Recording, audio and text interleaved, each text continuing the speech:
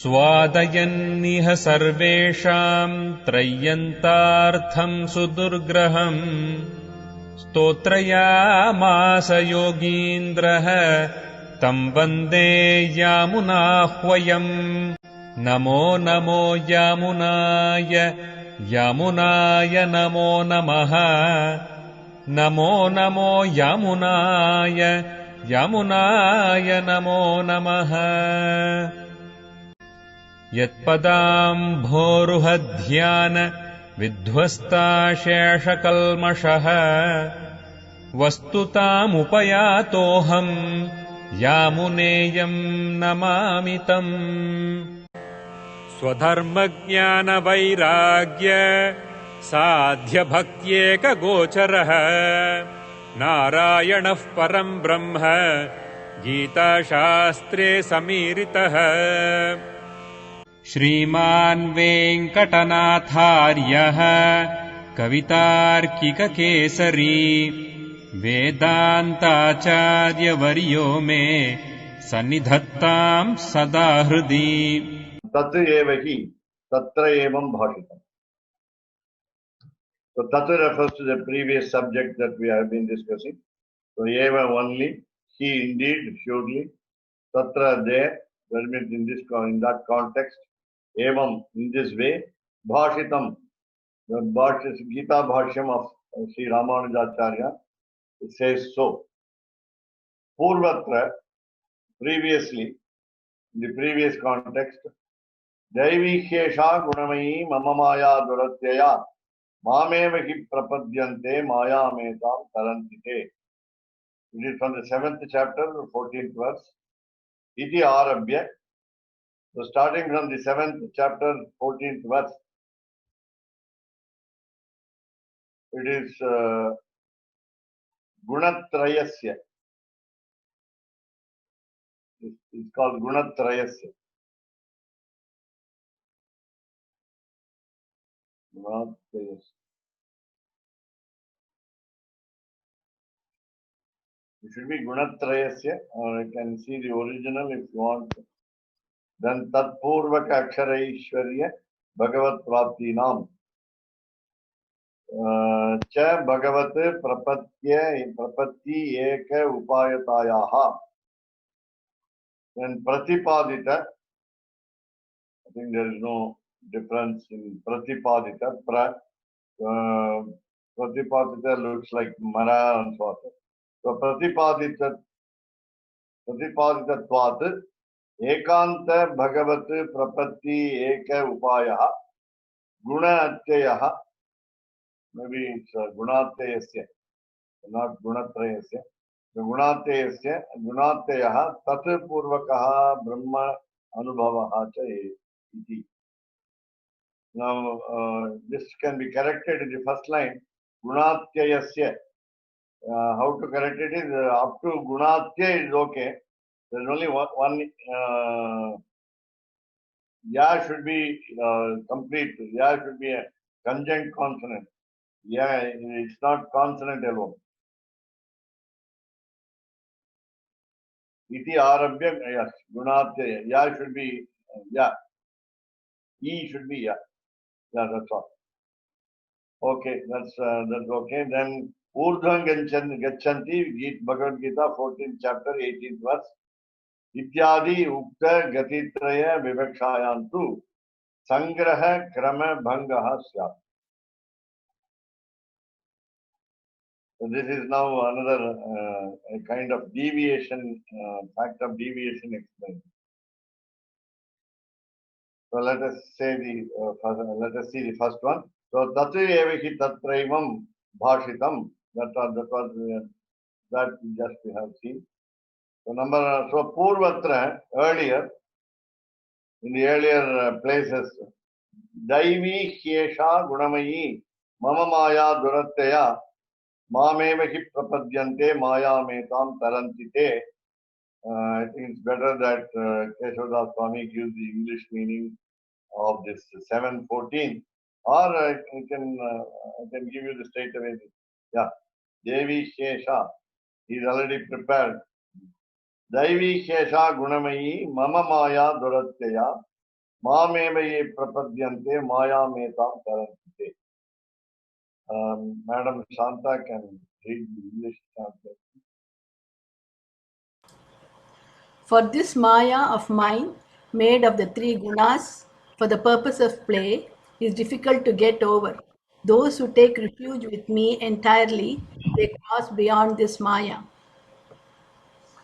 It's a very simple meaning here. The Maya is called the illusion. This concept is discussed in all the types of philosophies that we have in our Vedanta Shastra, these philosophical treatises. We have a big discussion or great long discussion on Maya. What is Maya? How to define Maya and so on. We call it in simple terms of Yamunacharya, as he is the author of the Gitartha Sangraha. We call Maya as Jagan Mohini. Jagan Mohini. It confuses the whole world. It entices the whole world. That is the definition of Maya.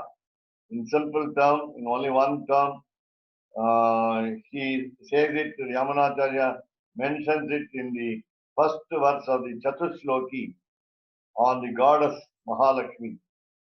It's a eulogy on goddess Mahalakshmi. Kantaste Purushottamaha Phanipatihi Shayyasanam Vahanam Vedatma Vihageshwaraha Yavanika Maya Jaganmohini. It also gives another term, Yavanika. Yavanika, the word has been already used by Greeks, especially Palestinians also, that it's a screen. It's a screen of illusion. Yavanaha, today we can say the followers of Islam. Vedanta Deshika, in his Abhiti Stavam, he refers to the word Yavana, because there was a lot of Muslim invasion in the country, in India. We have fear over the safety of the temples. Archavatara, the figure of worship in the temples, especially very big temples like Srirangam and so on. So he said, Yavanadivihi Jrambamanam Bhayam. The fear psychosis was created a lot by the Muslims. Of course, Adibihi, etc., meaning other invasions also, British people, and so many. He mentioned the word Yavana. Yavanika is the screen, as it is common, this term is common to these two societies. So Yavanika is like a screen, and this is also almost akin to, similar to the Shatavayu, which engulfs or encompasses the child immediately after the birth, and therefore we are not able to escape these either Shatavayu or the Yavanika Maya, Jagan Mohini, as soon as we are born. And therefore, our divine vision is marred by such qualities, namely the Shatavayu, the air that enters into the body, physical frame, and makes us forget what we were in the previous birth, what we did earlier, whether we did good actions or performed bad actions, and so on. The total loss of memory.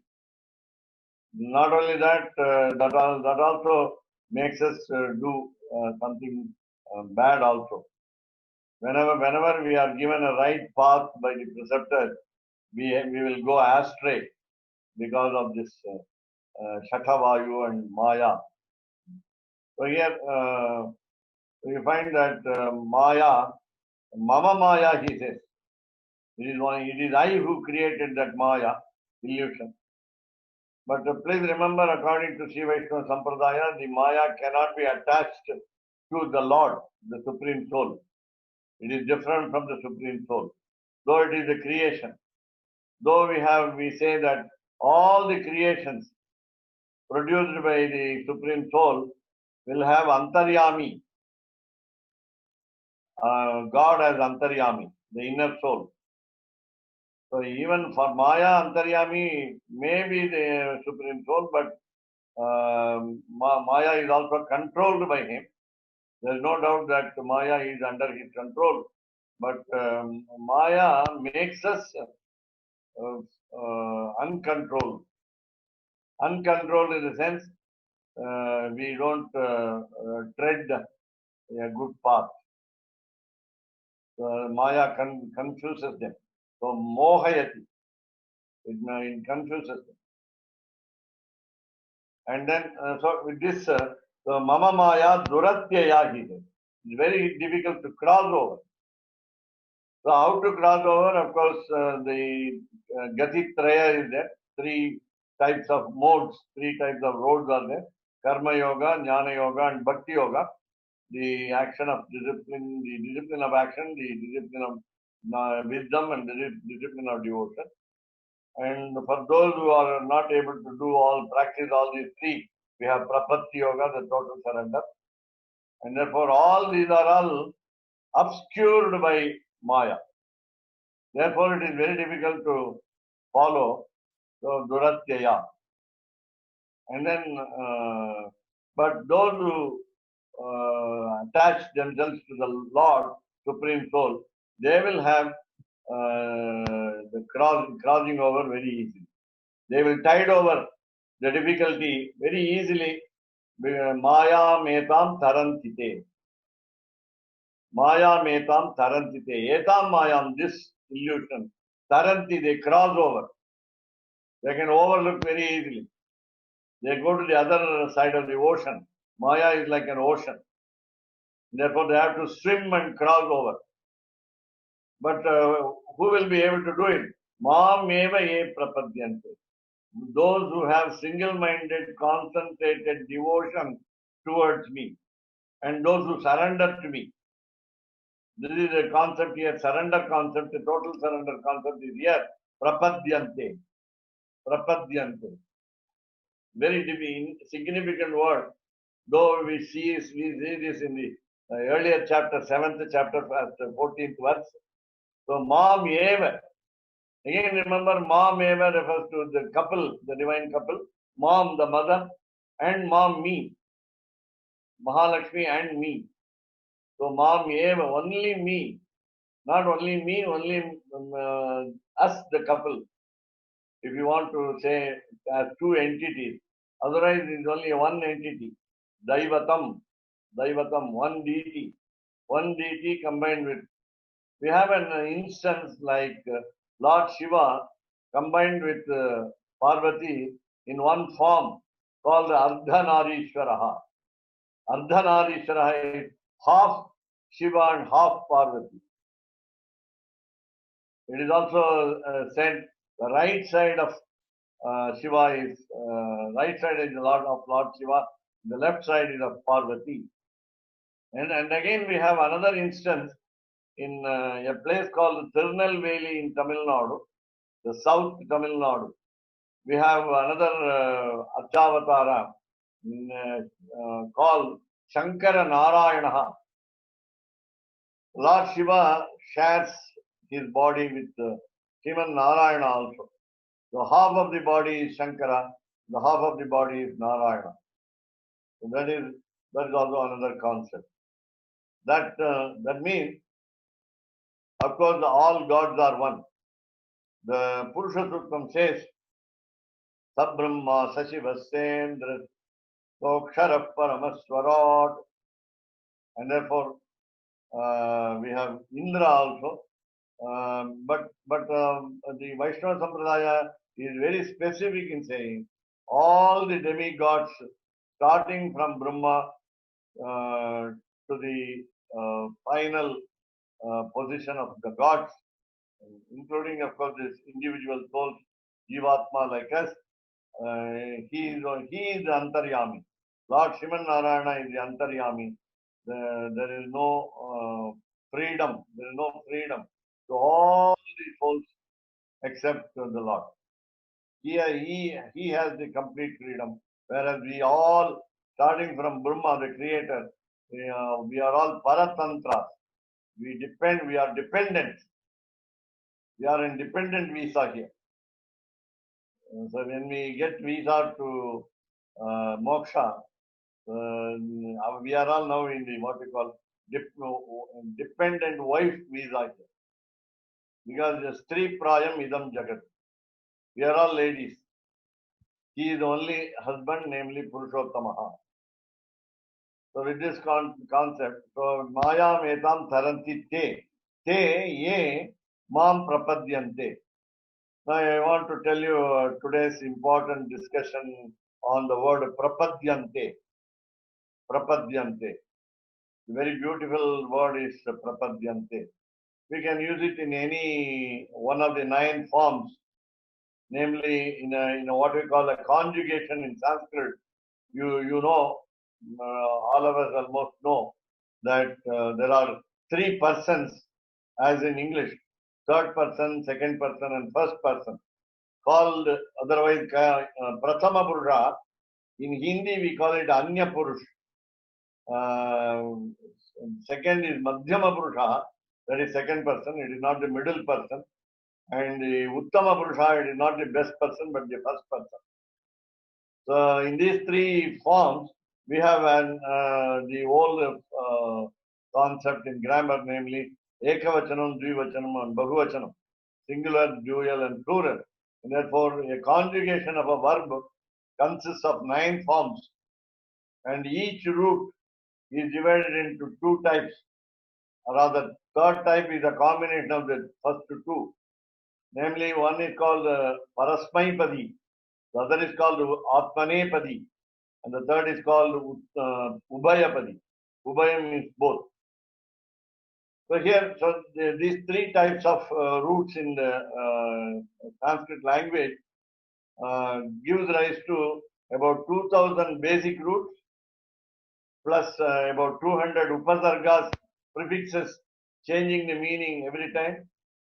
And then for the same root, these 3 types of roots are divided into 10 sections, Dasha Ganaha, 10 groups, and their forms of conjugation are different with 11 tenses and moods. Kalavachakaha and Prakara Bodhakaha. Kalavachakaha meaning the world has been advised by the Sanskrit grammar, namely how to define a verb. Verb does not denote action, verb denotes time. Verb denotes time, that is the essential definition of the verb. So you find that present, past, and future, 1 present tense, 3 past tenses, 2 future tenses, totally 6, then plus 4 moods, including the unfamiliar to many Vedic mood. It's called substantive mood, called late lakaraha. Otherwise, we have got lakaras, 10 lakaras, or 11 lakaras, which are called either kalavachakaha, time denoters, or prakara bodhakaha, the attitudes in action. Namely, you have imperative mood, that is, you are compulsorily asked to do some action. Mandatory, that's called lot lakaraha. Then benedictive mood, you have a tendency to bless. It's a blessing mood. It's a benevolent mood, and it's called ashirling. Then you have vidhiling, potential mood. That means it's a rule. The rule cannot be disobeyed. The rule cannot be transgressed. That is vidhiling, and then it's called a potential mood. And then we have 2 more. One is called conditional mood. We say in English also, provided. So the word provided is called conditional mood. If is meaning with a stress on if it is so, then it is this way. So provided. So provided is used called conditional mood. So according based on the conditions of the situation, we use a verb. And then what we call late lakaraha, the Vedic mood, or sorry, not substantive mood, it's subjunctive mood.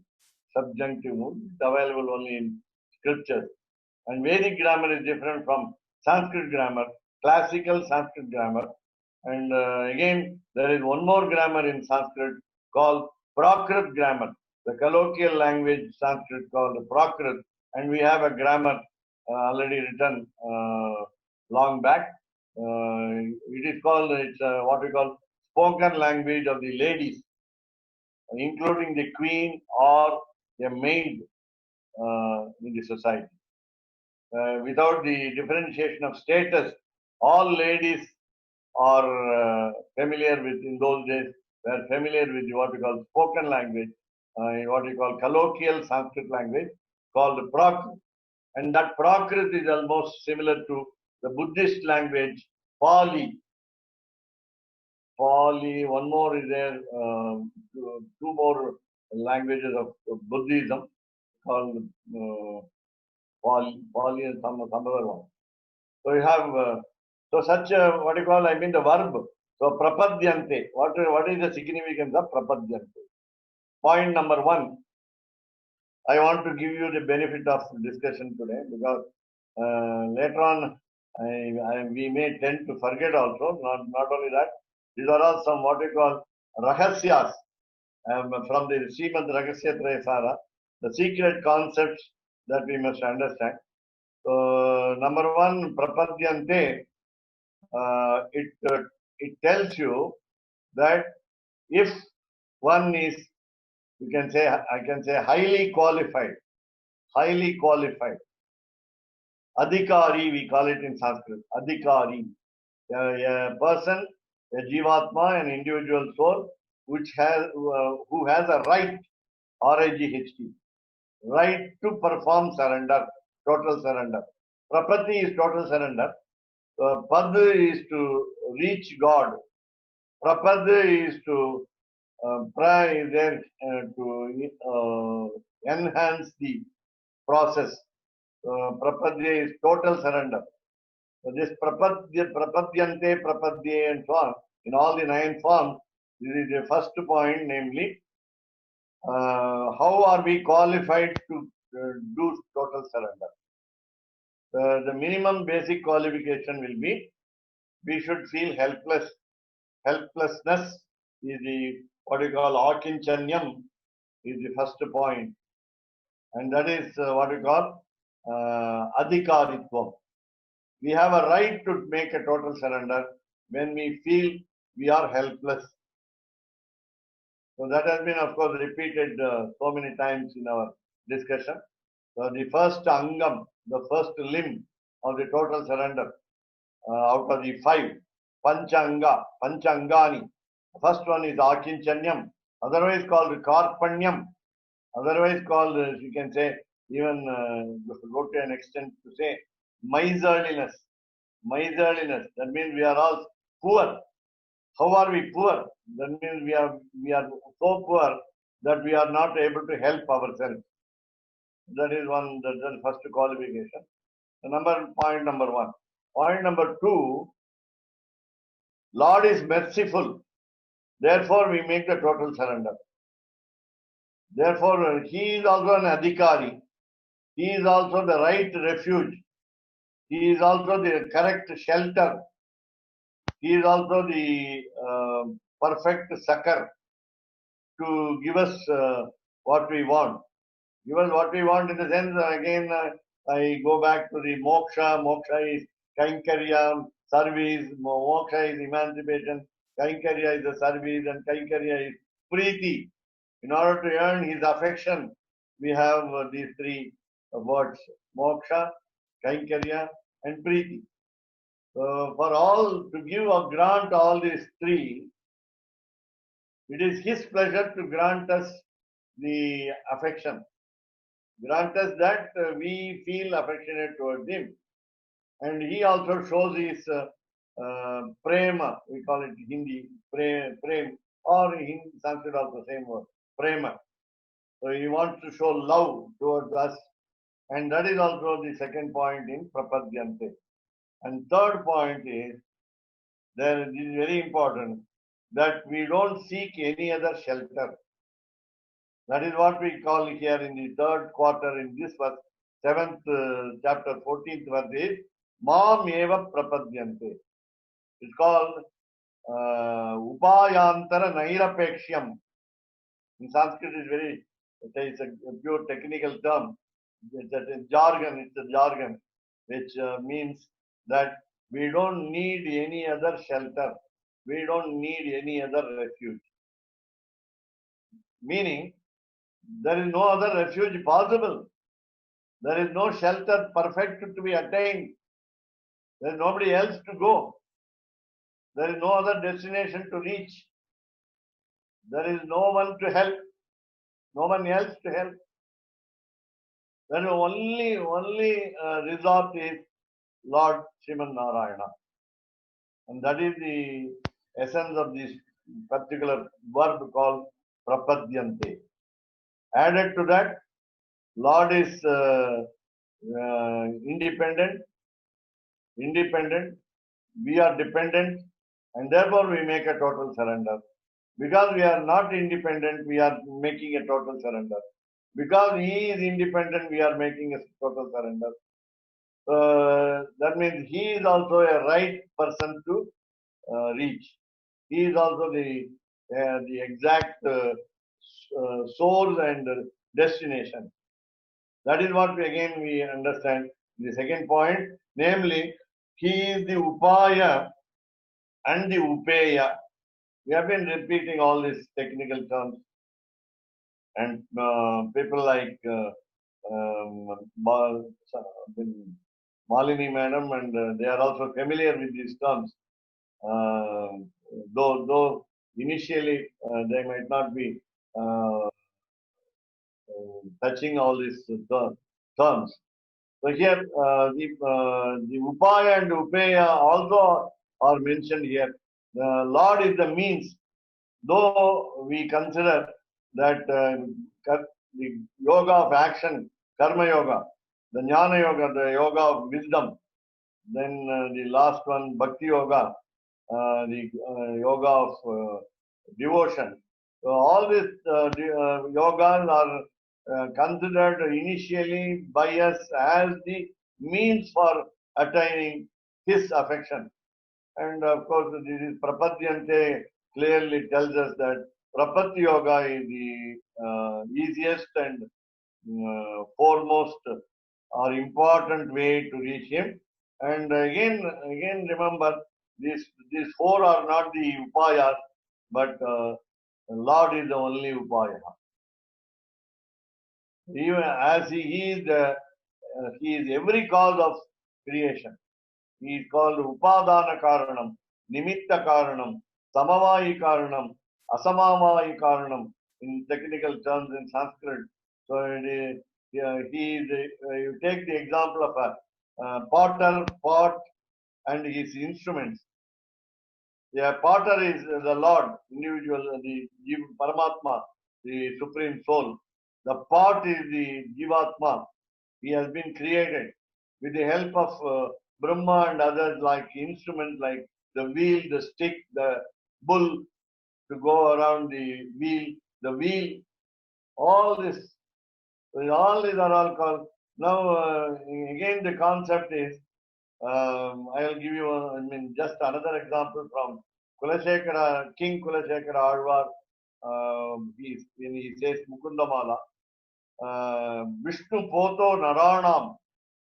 He is the boat. Potaha has got two meanings in Sanskrit. One is child. Lord Vishnu is a child. Lord Vishnu is Bala Krishna. He is Krishna lying down in the small banyan leaf. Karara Vindena Mukhara Vindam Mukhara Vinde Vinimeshayantam Vatasya Patrasya Puteshayanam Balam Mukundam Manasas Marami. This is a very beautiful description of the child on the lotus leaf. which is very small in size according to our vision, but very big in size because very big in size because the whole world is contained in the small belly of the child. And Leela Shuka, the author who has been previously named as Bilva Mangala, was changed as a devotee of, as a staunch devotee of Lord Krishna because of his wife called Chintamani. They were living together. The concept was, the living together concept was there earlier. Chintamani was his fiancée, and she encouraged him, enthused him to, induced him to become a deep devotee of Lord Krishna. He wrote 300 verses. In imagination also, he is very good in imagination. It's called what we call, his pratibha is very high. What we call imagination is very important in composing verses. Otherwise, there will be no beauty. There will be beauty only when there is what we call pratibha, kalpana, the imagination. The imagination of a poet should run riot, and then only it will become very beautiful. The verse will become beautiful, and also it will become awry, AWRY. The imagination should run awry, so that the poet will come out with what you call emotions flowing out like a flood of a river or flood of an ocean. In that way, Leela Shuka enjoys this.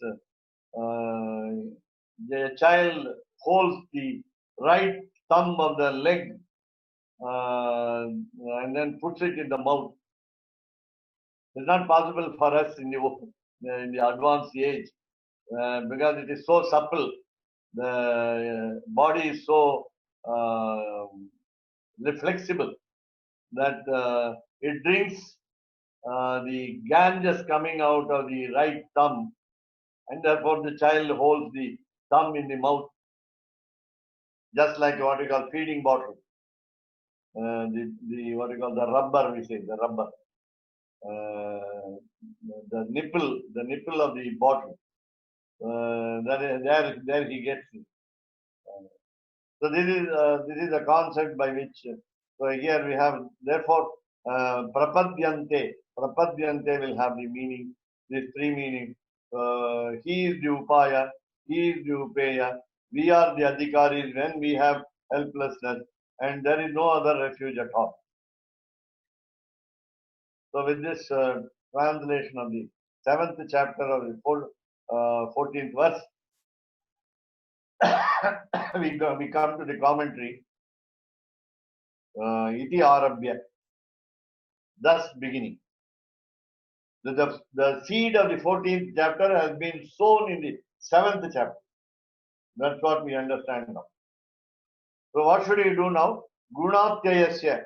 We are going to cross over the three gunas, including the sattva and rather raja and tamaha.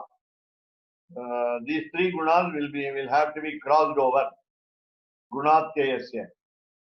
Tat purvaka akshara aishwarya bhagavat prapti nam. Now we are equating a term with the Lord, the Supreme Soul. Namely, why do we want to cross the three qualities? Namely, we want to reach prapti nam. So we want to reach Bhagavat, the Lord, the Supreme Soul, Sriman Narayana, who is Akshara Aishwarya, who is the wealth irreducible, who is the leadership, who has the leadership which is immutable, it is unchangeable. So Akshara Aishwarya. So Akshara Aishwarya, Bhagavat. So these two terms will go together. Akshara Aishwarya Bhagavat is Lord who is the wealth incarnate or leadership embodiment, the embodiment of leadership without any flaw. So Akshara, without any lacuna. That's the meaning. So Akshara Aishwarya Bhagavat Prapti Nam. Then, so in order to attain him, Bhagavati prapatti eka upayatayaha. Sorry, upayatayaha. Now the first one, the praptinam refers to the gunatrayasya atitaha. So when we cross over the three gunas, it is therefore it is in plural. So praptinam. So when we cross over the three qualities, we attain the Lord. The Bhagavad Prapatti Eka Upayatayaha. The only means, method of crossing over the three qualities is Prapatti. Prapatti, the total surrender. The total surrender will be what we call Upayata. Now again, we have to remind ourselves every time that this Prapatti is not the Upayaha. It is not the means, but he is the Upayaha. He has made us to do total surrender. He makes us, we are so lucky, we are so fortunate, we are so blessed that we are able to do this surrender in this life as a human being. And therefore, then Upayata is the, of course, mentioned as, you can mention it in Sattvika Tyaga, Anaya Prapatya. Anaya Prapatya. As we say, Anena Atmana Kartara in Sattvika Tyaga, we refer to our individual soul, saying that Anena Atmana Kartara, I am the doer of action, and that means through me, the individual soul, the Lord gets everything done. Karayati. He makes us do. Last word, Karayati. Bhagavan Paramapurushaha Shiyapatihi Purushottamaha Karayati. Makes us do. And at the end of the function, RITE, right, we say Karitavan, he did it. Through us, Anena Atmana Kartra. This Anena Atmana Kartra can be replaced by Anaya Prapatya, by the total surrender. So total surrender will be again an instrument in the hands of God. And therefore Prapatti, whenever we want to do Prapatti, we cannot do it as we like. We are dependent. And therefore we have to repose faith on the God, seek His blessings, and then He will favor us. And He will give us the opportunity to choose from also. To choose from these 3 plus 1. Karma, Jnana, Bhakti Yogas on one side. On the other one is Prapatti. It is also said, if we are capable of following or doing this what we call Bhakti Yoga Nishta, then we should do it. No doubt. When we are capable of following the action of the discipline of action, discipline of wisdom, and discipline of devotion, with all its accessories, limbs understood very clearly, then we are not to adopt the Prapatti Yoga. Only when we are incapable of doing all these things, then we will have to resort to Prapatti Yoga. Then Prapatti Yoga becomes the rather fake upayam, the pseudo upayam. I should not mention that way, but just to make us understand. It is only it is in disguise. The Prapatti Upayam is in disguise. That Tamil சொன்னா ஷாக்கு. Disguise is ஷாக்கு. பிரபத்திங்கிற ஷாக்குல பெருமாள்ங்கிற உபாயம், Bhagavan is the upayam, and that has been pratipaditatvāt. Now come to the first line in the screen. Pratipaditatvāt. I think it's better that you change the first letter as pra. It looks like the North Indian script A. It is almost like a North Indian script A. The first letter A is written in this way in North Indian books. Yes, Pratipadita. Yeah. Tra is to be removed. Pratipaditatvāt. You have to remove the letter Tra. Delete. Okay. Again, Ra. Okay. There are two T's are there. Okay. So Pratipaditatvat, that it has been, because it has been explained, Pratipaditatvat. Because it has been described, Pratipaditatvat. Then you have Ekanta Bhagavat Prapatti Ekva Upayaha. Now it is also said today in the discussion, also it is understood normally. We are all separate individual souls. We are all individual souls. We don't have anything common. We are not one and the same. Your individual soul and my individual soul cannot be called one and the same. Neither in the quality nor in the quantity, the physical quantity. You are different, I am different. That's what we say in Tamil also, a proverb. When mother takes food, the child also should take food. Of course, the mother one who feeds the child from the very birth, she takes food to feed the child. But Tamil proverb is தாயும் பிள்ளையுமாக இருந்தாலும் வாயும் வயிறும் வேறே. The mouth and the stomach are different, as is in Tamil. தாயும் பிள்ளையுமா இருந்தாலும், though the relationship is very close by blood, namely mother and child, we have the difference of mouth and the stomach, meaning that food should be different. The food here is spiritual food. Therefore, your individual soul should surrender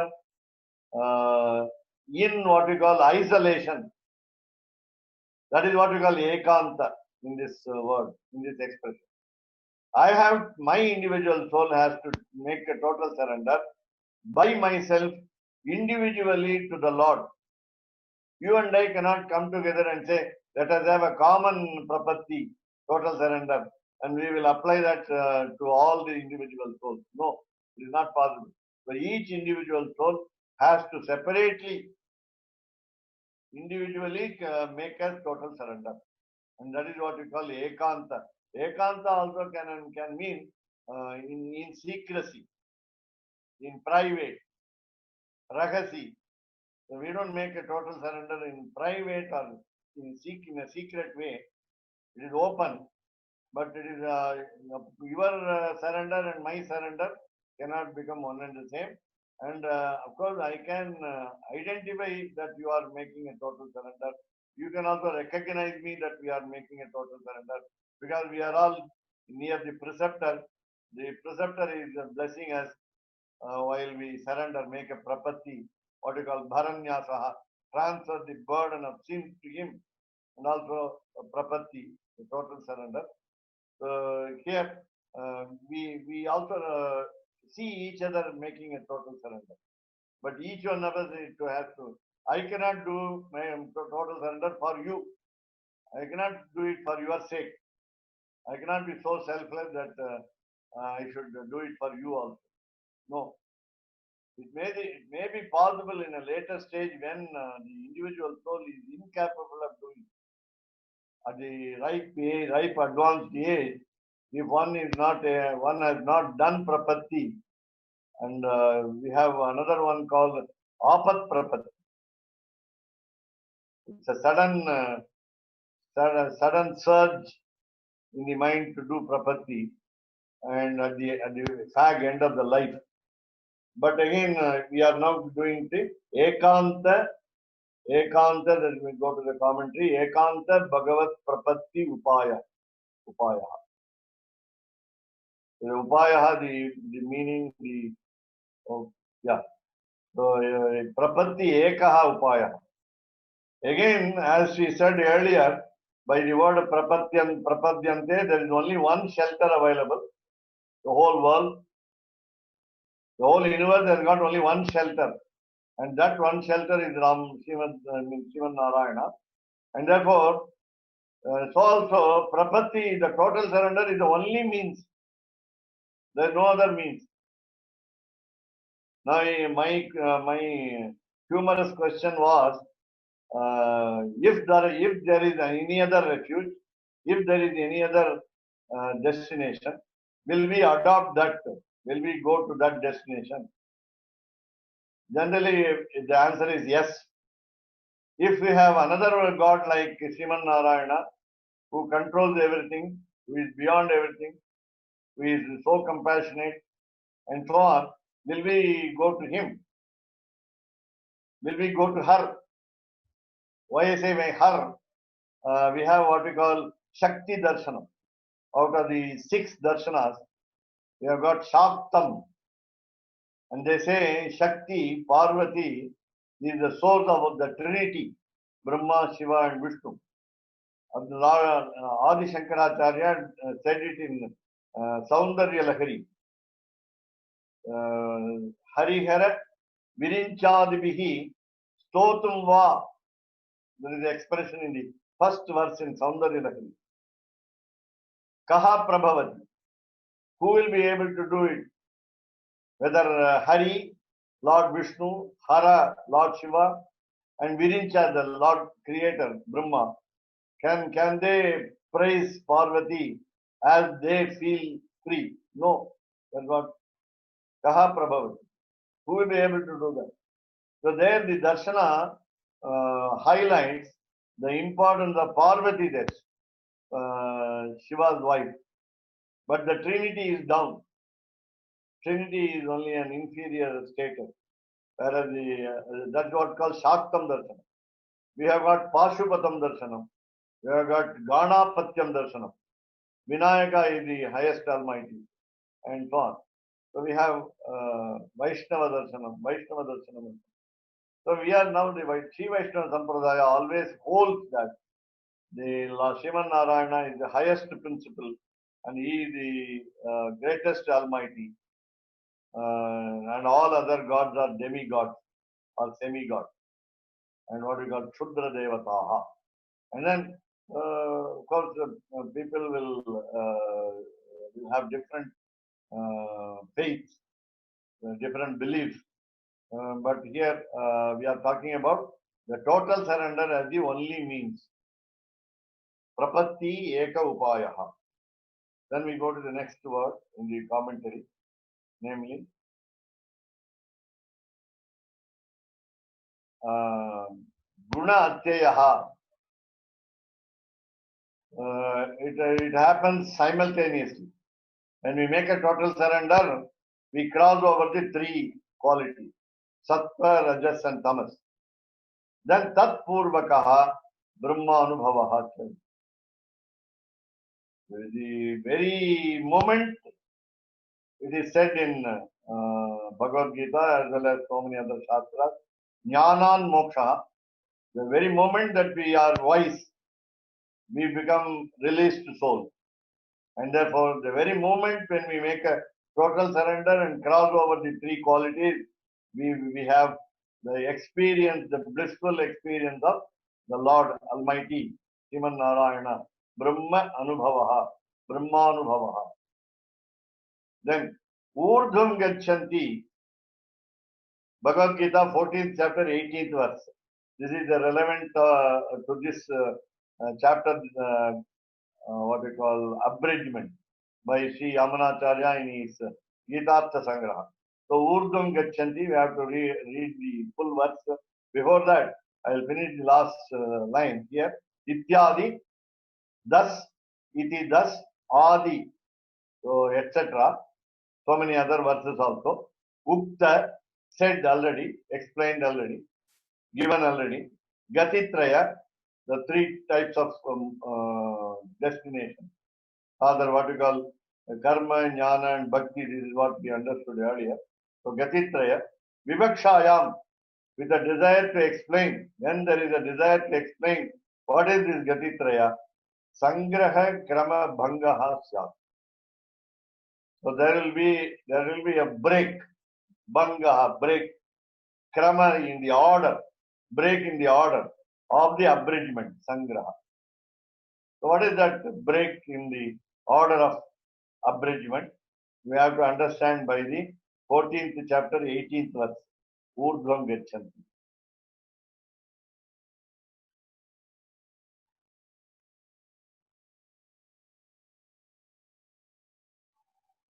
Nice. Thanks to Keshav Swami. Urdhvam gachanti sattasthaha.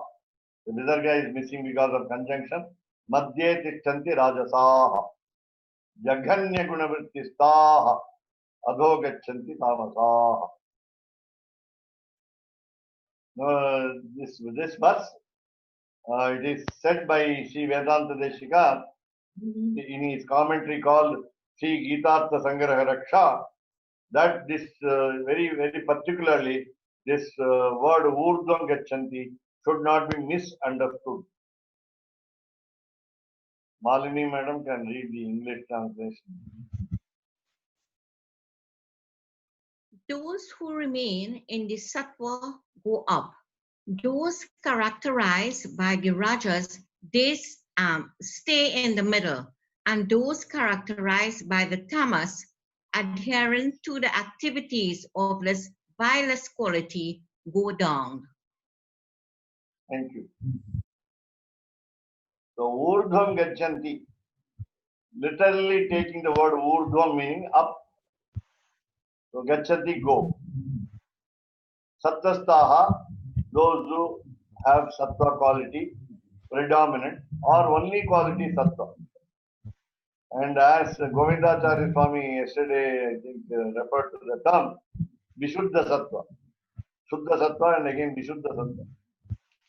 The people are so pure, the individual souls are so pure, so holy, that they are the very good people. Very good people meaning they are highly devoted to the Lord. They are highly wise. They are the correct performers of their duty. Performers of their duty.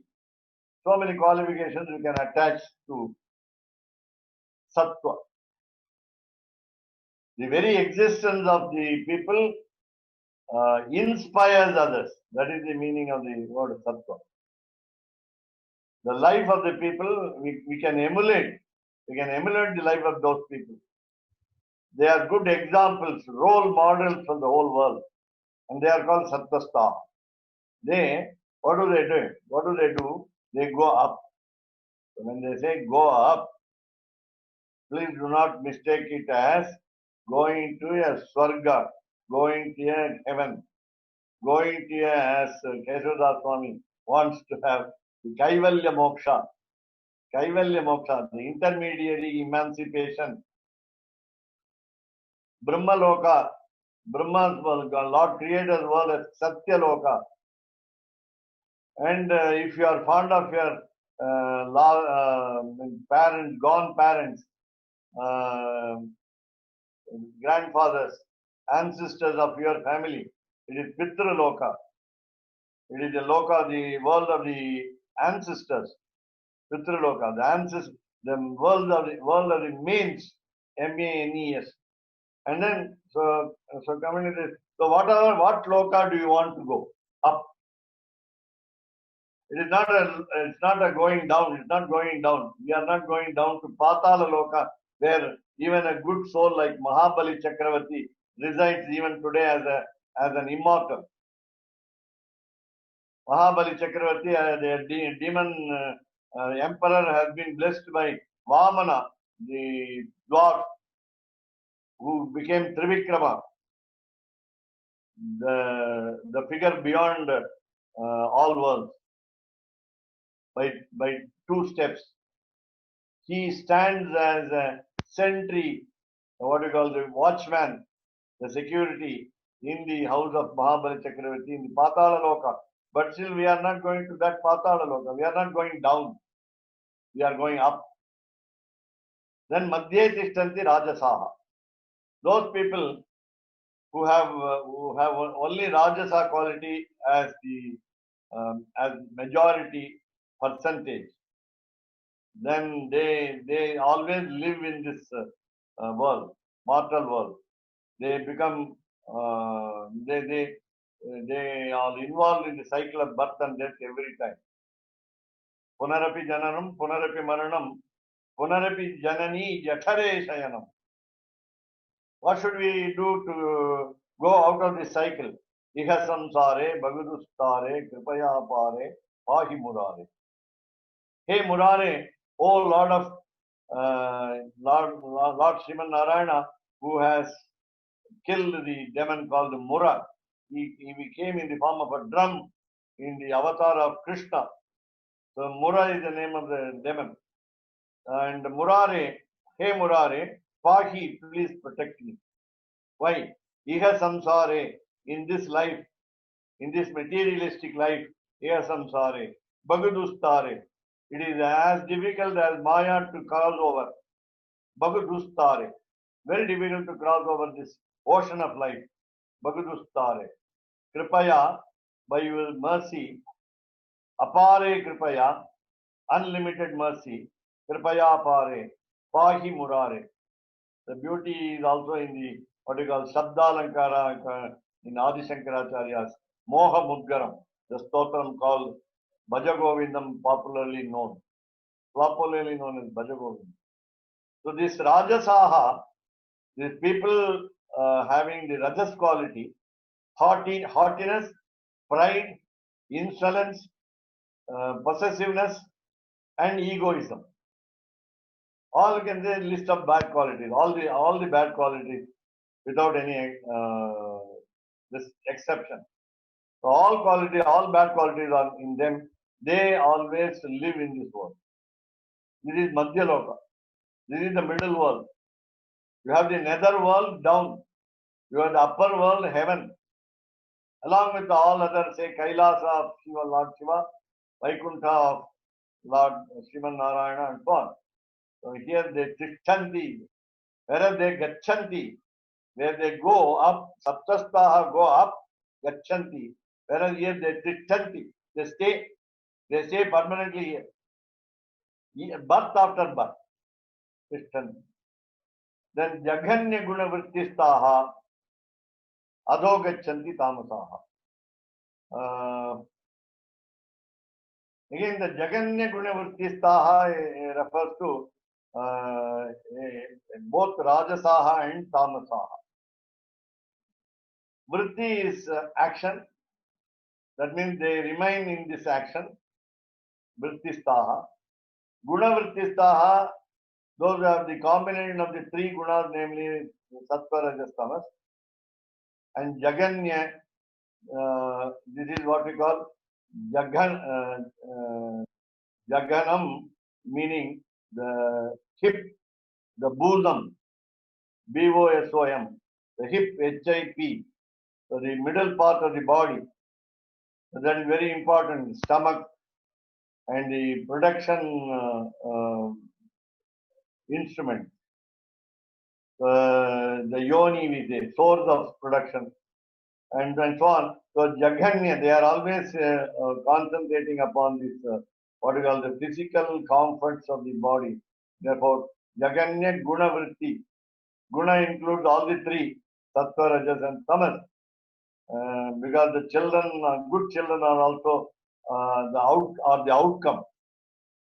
Then you have what we call permanent, continuous engagement of the individual soul, either as Rajasa or Tamasa. And when one individual soul is full of quality called ignorance, then the bad children are produced. And the filling up of the stomach is more important. In fact, we have a very beautiful, humorous name for the Lord Sriman Narayana in his Vishnu Sahasranama Stotra called Mahashanaha. Mahashanaha. He eats a lot. He is a glutton. Mahashanaha. Because he is called a glutton because he swallows the entire creation. So all the 14 worlds are in his stomach, belly. Therefore we call him a glutton. Mahashanaha. He eats a lot. So we also tend to eat a lot when we have different food items placed before us. our tongue is tempted. And therefore, only harping on food in our life and harping on the carnal pleasures of this world, then we have what we call tamas and rajas. So these tamasaha will go down, gachanti adaha, adaha gachanti. They go down to hell. They go down to hell. We say hell also is down. So they go to hell. They come back to the earth. They go to again hell, come back to earth. The repetition. So the Rajasaha will also have only hell as their destination, and they will have to go back to. Sometimes if they can perform sporadically, occasionally good action, they will have to go to heaven, enjoy the fruits of their good deed, and come back to the earth. Therefore, they stay here. Whereas tamasaha gachanti, they are doomed to the hell. Then they have no redemption. There is no return from the hell for them. So adhaha gachanti. So now the point is urdhvam. How to understand urdhvam? Is it Vaikuntha of Lord Sriman Narayana? Yes. The answer is emphatic yes. That is, otherwise, if you misunderstand this word urdhvam as something else, then it will be there will be what we call krama bhangaha. That is the last word of the commentary. Iti krama bhangaha. So the krama bhanga, there will be a disorder. There will be a break in the order, and that break should be avoided. Then we have to adhere to the strict rules of the scriptures, and then follow the path of total surrender.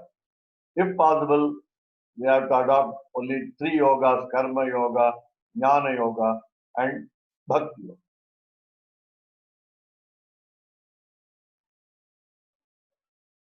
I would like to add the word before krama bhangaha. What is a break in the order? And I think it is the word before krama bhanga. In the commentary of Gitartha Sangraha, Sangraha krama bhanga. The abridgment. The abridgment will be wrong if we mistake a single word in the 7th chapter and come to the 14th chapter without understanding properly.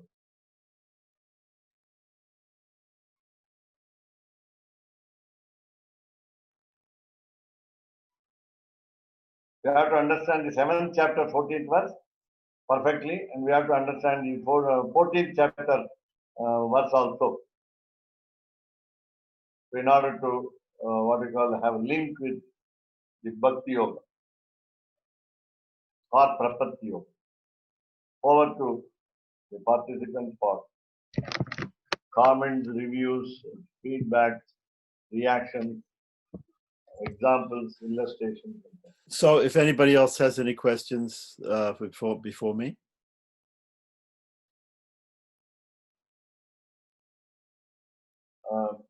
Okay, so Dr. Pranatha Haran, if you have anything to say, you can also, of course, message us through WhatsApp.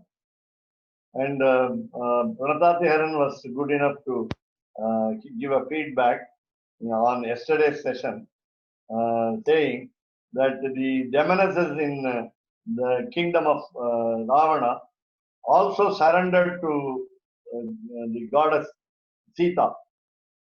But let me check and verify.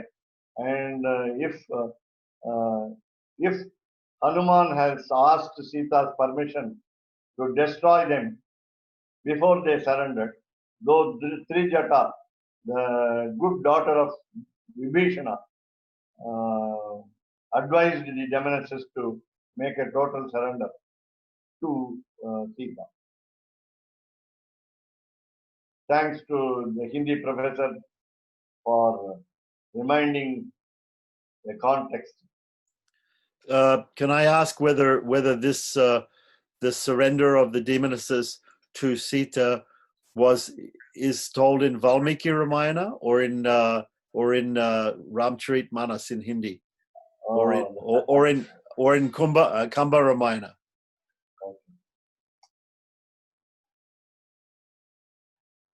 If it is in Valmiki Ramayana, I can easily check, but I didn't take time today, but I will do it definitely before tomorrow.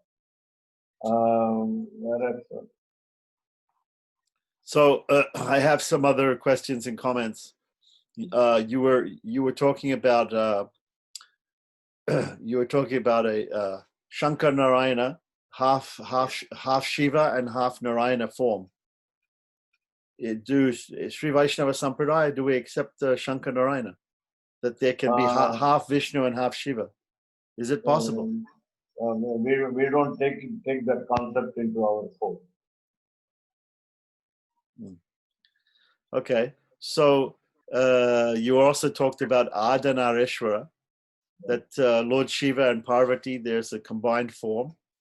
So that is a form which may be accepted because both of them are not the supreme. They're Jivatmans. But do we ever see a form? I mean, you gave that example to explain about the Divya Dampatis, how the Sriman Narayana and Goddess Mahalakshmi are considered as one couple.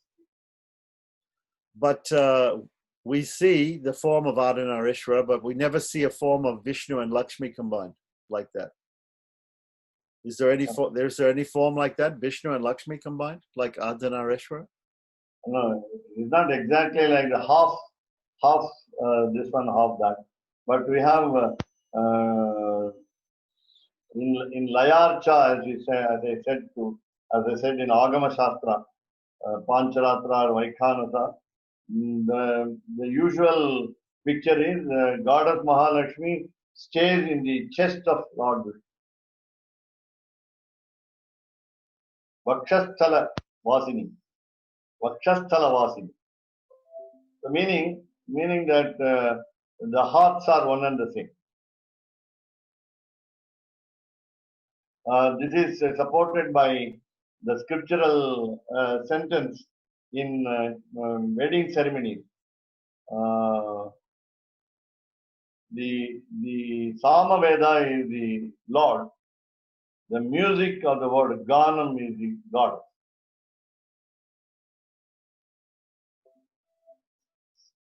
Samaveda is the Lord, and the what you call the Swara, the Swara of Samaveda is the God. They are one and the same.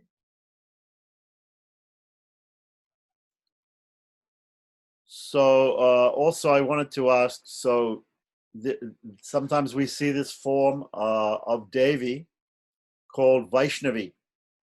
Vaishnavi means it's a form of Devi, but with Shankha Chakra. So this form of Devi with Shankha Chakra, is this a form of Sriman Narayana or is this a form of Devi? That's why again I refer to the what you call Adhikara Archa in Agama Shastra, namely, we have a separate sanctum sanctorum for the goddess. Why should we have? It's called, according to Agama Shastra, it's called Adhikara Archa, meaning in Vadakalai Sampradaya particularly, Goddess Mahalakshmi has the equal right to grant liberation, moksha. And therefore we have Adhikara. Adhikara is only R-I-G-H-T. And it is not a power usurping the power of the Lord more than him and more than his son. So she is also free. She is also independent. Whatever quality that you attribute to the Lord Sriman Narayana will also be equally in proportion with Mahalakshmi. The Srishti concept, the aspect of creation, the mercy, and as you understand, and as you all understand, and as I understand, the male and the female principle are together. The tender qualities of the female and the robust quality of the male are combined together.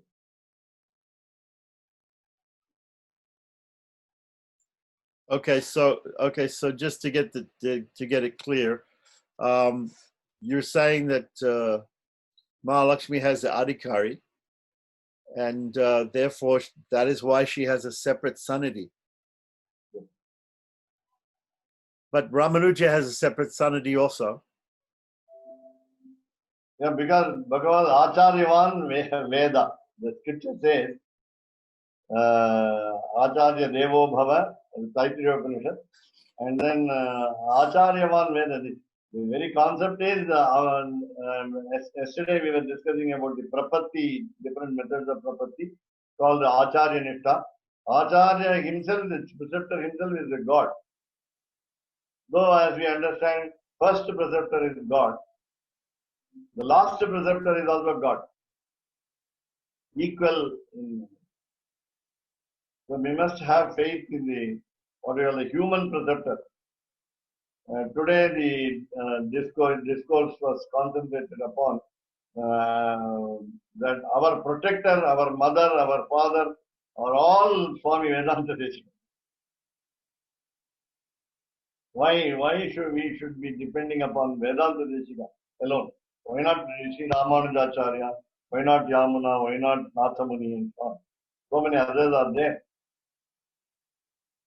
என்னுயிர் தத்தளித்தவரே சரணம் புக்கி ஆண்டவேன் அவர் குழுக்க நிறைவணங்கி வென்றருளால் Perumbudur வந்தவள்ளல் Bhutapuri, what you call broad-minded person, namely Ramanuja, Perumboodur வந்தவள்ளல் பெரிய நம்பி ஆளவந்தார் மணக்கால் நம்பி நன்னறியை அவர் குறித்த Uyyakondar நாசமுனி Chatagoban. Why not we adopt Nammalvar as our preceptor? Nammalvar is our God. Nammalvar was a god to Madhuragavi Alvar.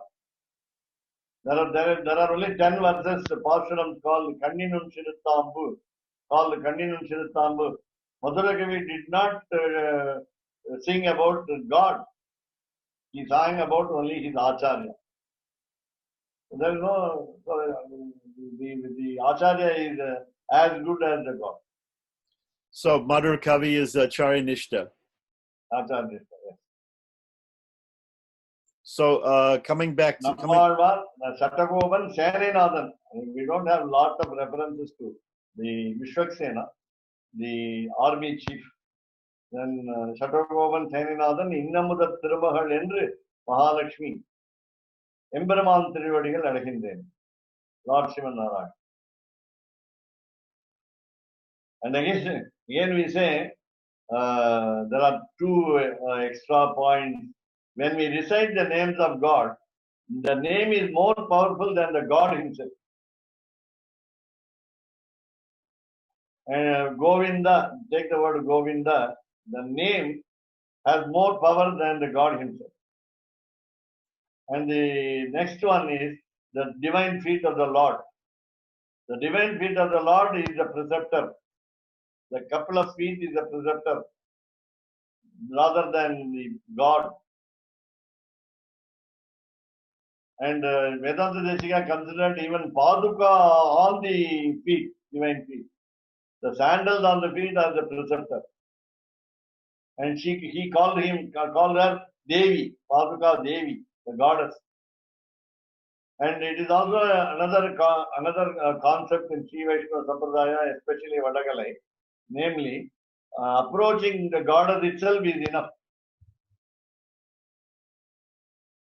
Sri Sampradaya. It's called the Sri Sampradaya. And we need not even go to God. Mahalakshmi is the ultimate goal.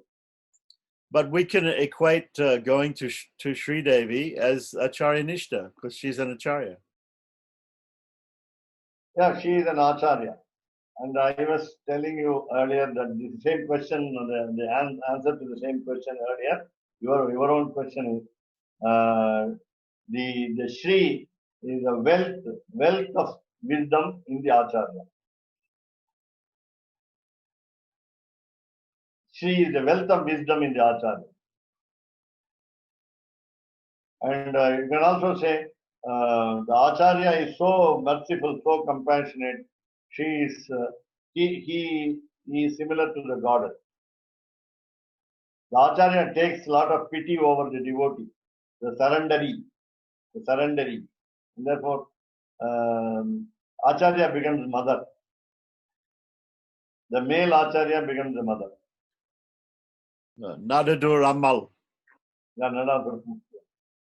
When you offer very affectionately the tepid milk, warm milk, instead of very hot milk to the god. Therefore, she was called Ammal. He was called Ammal. Vatsavaracharya was a great Acharya, and he was called mother because he was so compassionate. He got the name Ammal. Yeah. Right. Okay. So just getting back to these different forms.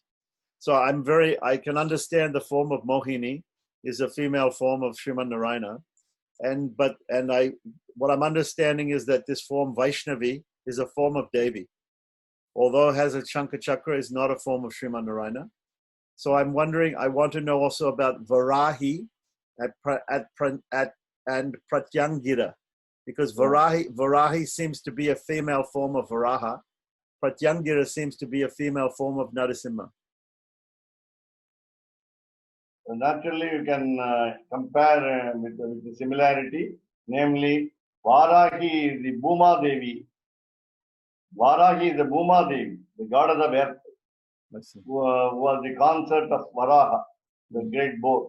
And the Pratyangira Devi as the Chenju Lakshmi of Lord Narasimha.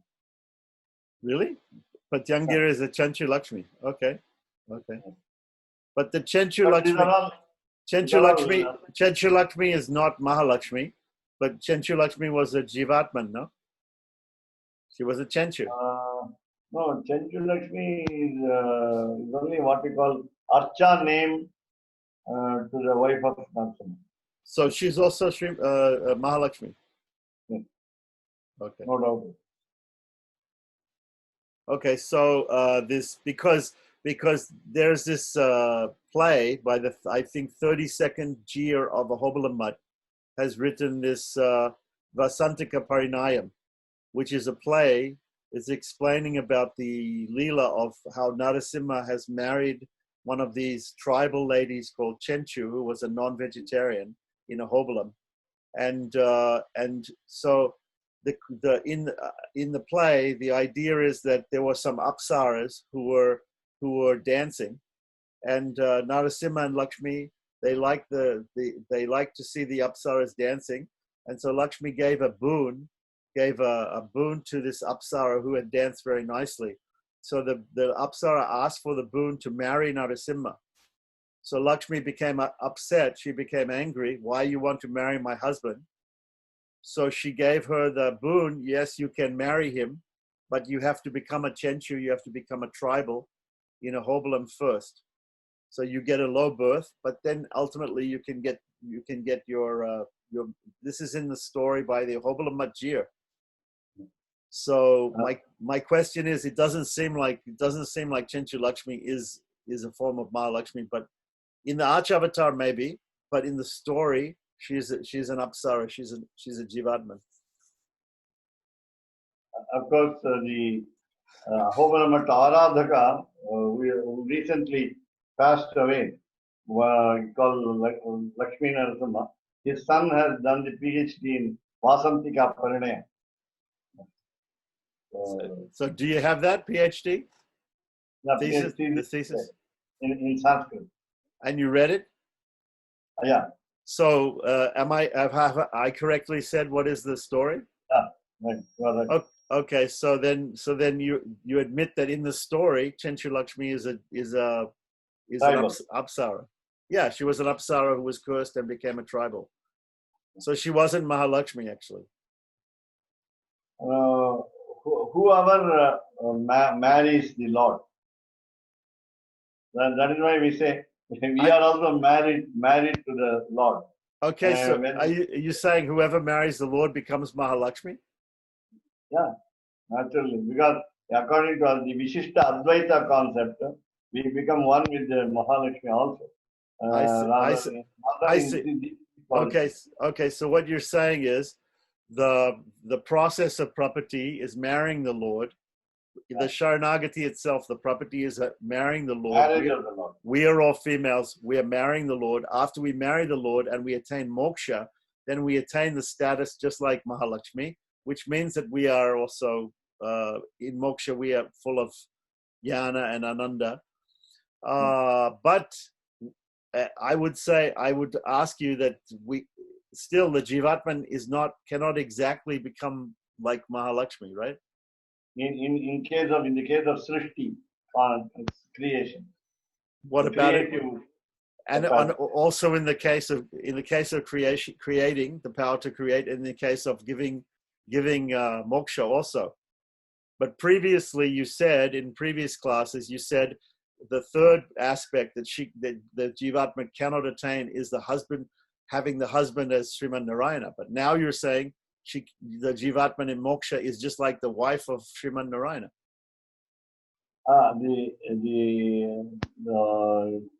You don't become the husband. You become the wife of the Lord. Yeah, but Mahalakshmi doesn't become the husband either. The point was that there are three aspects Mahalakshmi is different from the Jivatma. One is that she can create. One is she can give moksha, or she has the adhikari to give moksha, the right. And third one is that she is the consort of Sriman Narayana. But now you're saying we also are the consorts of Sriman Narayana after moksha. I meant, again, I make it very clear, we are not the husband of Sri. I see. I got it. I understand now. Sorry. Excuse me. I understood. We cannot be. He is the only husband. He's the only husband. He's the only husband. Okay, but we become the wife. We can become the wife. Okay, I understand. Okay, so moving on with some little bit of misunderstanding there from me. Okay, so I believe that there's a Vadagalai Tengalai difference here between, you said that if we have the adhikari, if we have the qualification for doing karma yoga, jnana yoga, and bhakti yoga with all its ancestors, with all the accessories, then we should do that, and we should not do property. Right? Right. So how do we know if we have those qualifications, and who is the example in Sri Vaishnava Sampradaya of somebody with those qualifications who did not do property but did karma yoga, jnana yoga, and or bhakti yoga? Janaka. No, but Janaka was not in Sri Vaishnava Sampradaya. I'm asking, in the Sri Vaishnava Sampradaya, who is doing karma yoga, jnana yoga, and bhakti yoga? And if nobody is doing, all these great people like Ramanuja and Vedanta Deshika, are they not qualified to do bhakti yoga and jnana yoga and karma yoga? You can include, I think, Ramanujacharya as one who did bhakti yoga. So Ramanuja didn't do property? Ramanuja could advise others property yoga when it had to be very simple, whereas bhakti yoga was difficult. Right. So, okay, so just to make this clear, many people say that because Ramanuja did property, he is taking us along with him because he has done the property, and we have Ramanuja Sambandha, we're connected to Ramanuja, therefore we have also done property just because he has done property, right? But here you're saying Ramanuja didn't do property, he only did bhakti yoga, and advised other people to do property. I subject to correction. I didn't say that he didn't do property. He did property in order to show as an example to all the devotees. Okay. But he should have followed Bhakti Yoga because he is capable of doing it. Okay. So yeah. So the point here that you said that if you are capable of doing bhakti, you should not do prapati. But the example of Ramanuja is he was capable of doing bhakti, but he also did prapati. Yeah.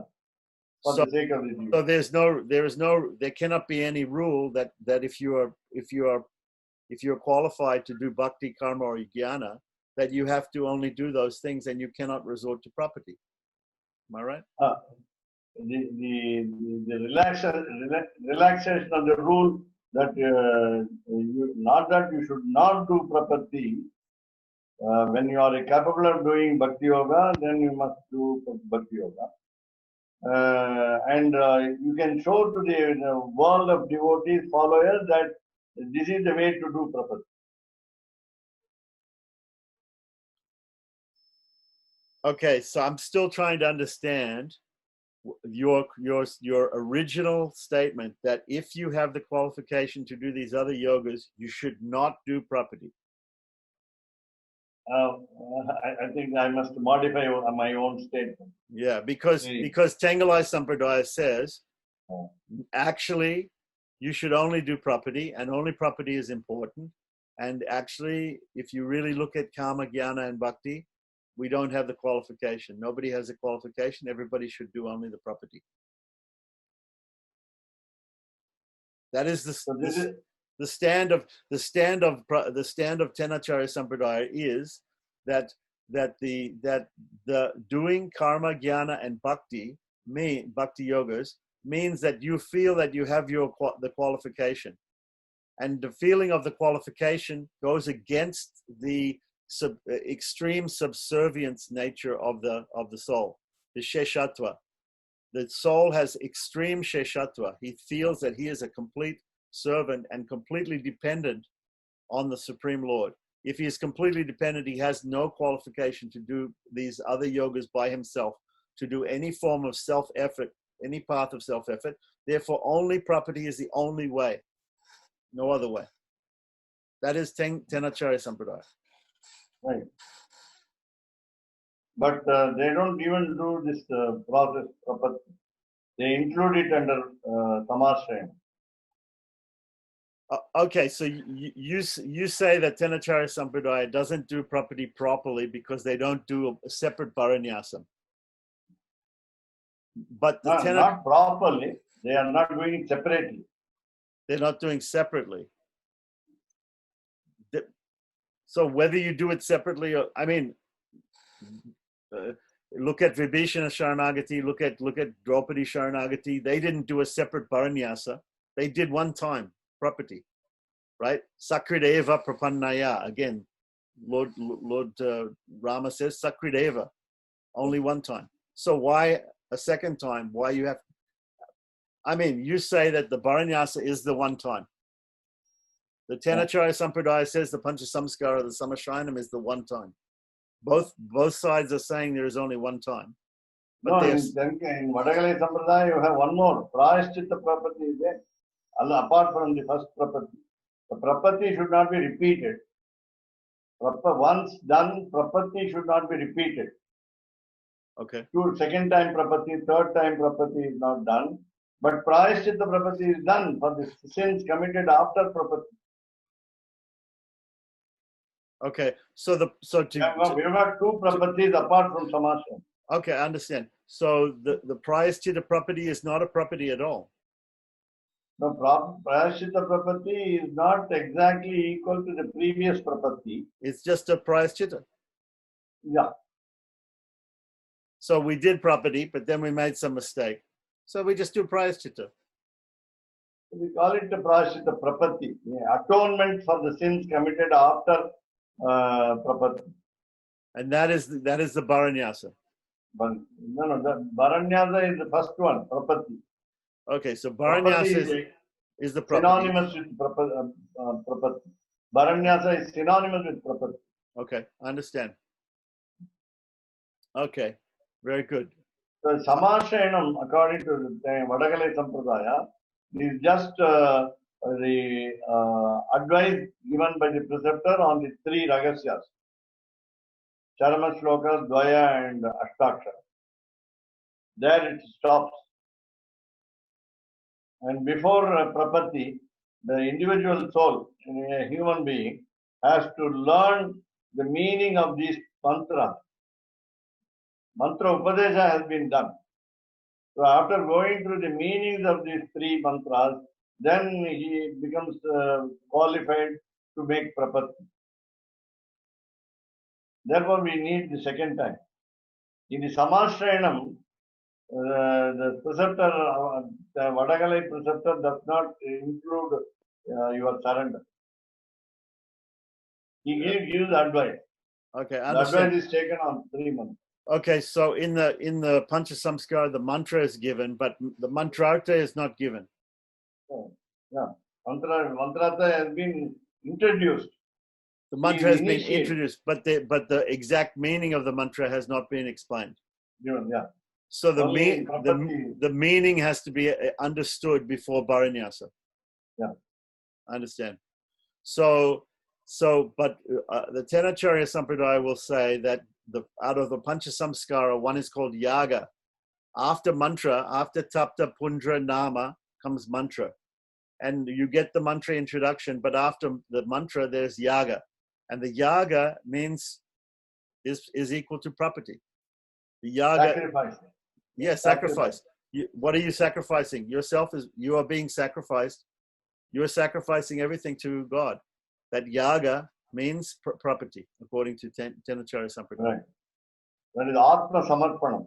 Atma Samarpanam, yeah. Okay, but Atma Samarpanam is part of Bhakti Yoga. It can part of Navada Bhakti. But in this sense of Pancha Samskara, the Yaga portion is there. So the Tenacharya, it seems to me, I'm just trying to understand this. It seems to me that Tenacharya Sampradaya is saying the Yaga in Pancha Samskara is the property. And the Deshika Sampradaya is saying the Bharanyasa is the property. So but what you're saying is you have to understand property before you do property. Jnanan mokshaha. You have to actually understand the meaning of it. And at the time of Pancha Samskara, you're very young, or maybe you do it, but it's only an introduction, so you don't fully understand it. So you have to wait until later. You have to wait until later. I'm sorry, somebody else has come here. You have to wait until later, and then do Bharanyasa when you fully understand the meaning of property, and that is the real property. Right. Yeah. Okay. So I'm just trying to understand the different views of the different schools. They seem very similar to me. Okay. So maybe we can move on.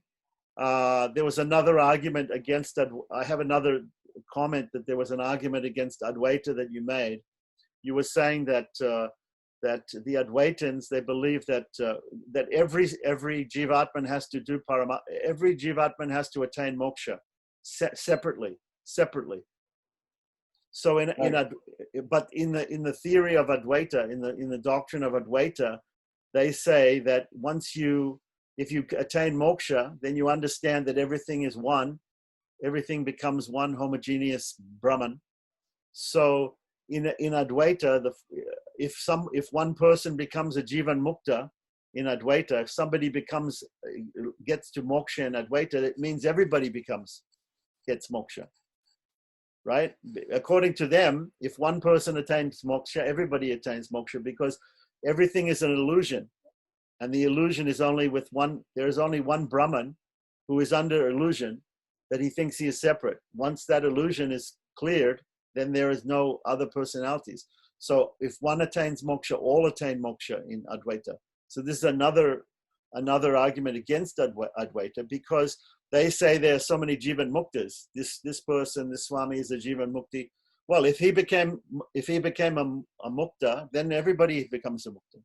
Because they cannot, if illusion is dispelled by Brahman, then it's dispelled for everybody.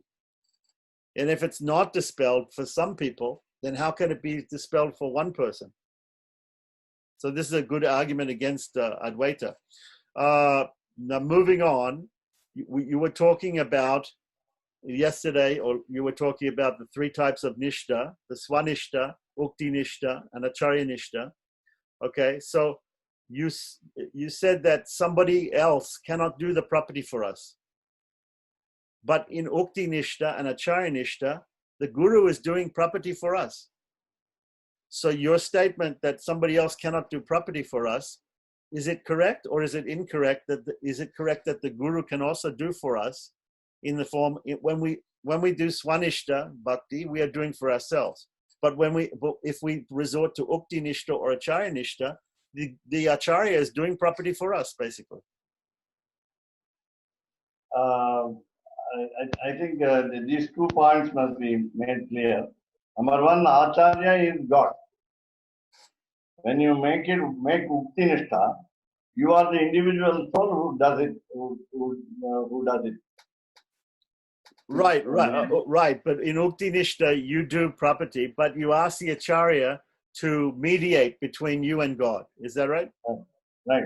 Okay, so here's the difference. Swanishta means you directly pray to God, like Draupadi, please Govinda, you please save me, right? In ukti nishta, you go to the acharya and you say to the acharya, I know I want to surrender to God. You please mediate. You talk to God and you pray to God to accept my surrender. And acharya nishta, you don't know anything. You just know that the acharya is God, and you do property to the acharya. In this case, the acharya is doing property to God for you. So my question is not acharya nishta an example of how somebody else is doing property for you? Again, the example of Ramanuja. Ramanuja did property, and therefore some people believe because he did the property, if we have Ramanuja Sambandha, we're connected to him and he also takes us to property. That's right. Your argument is right. But my question is, ukti nishta, take the ukti nishta. Each individual soul has to approach the preceptor to do that.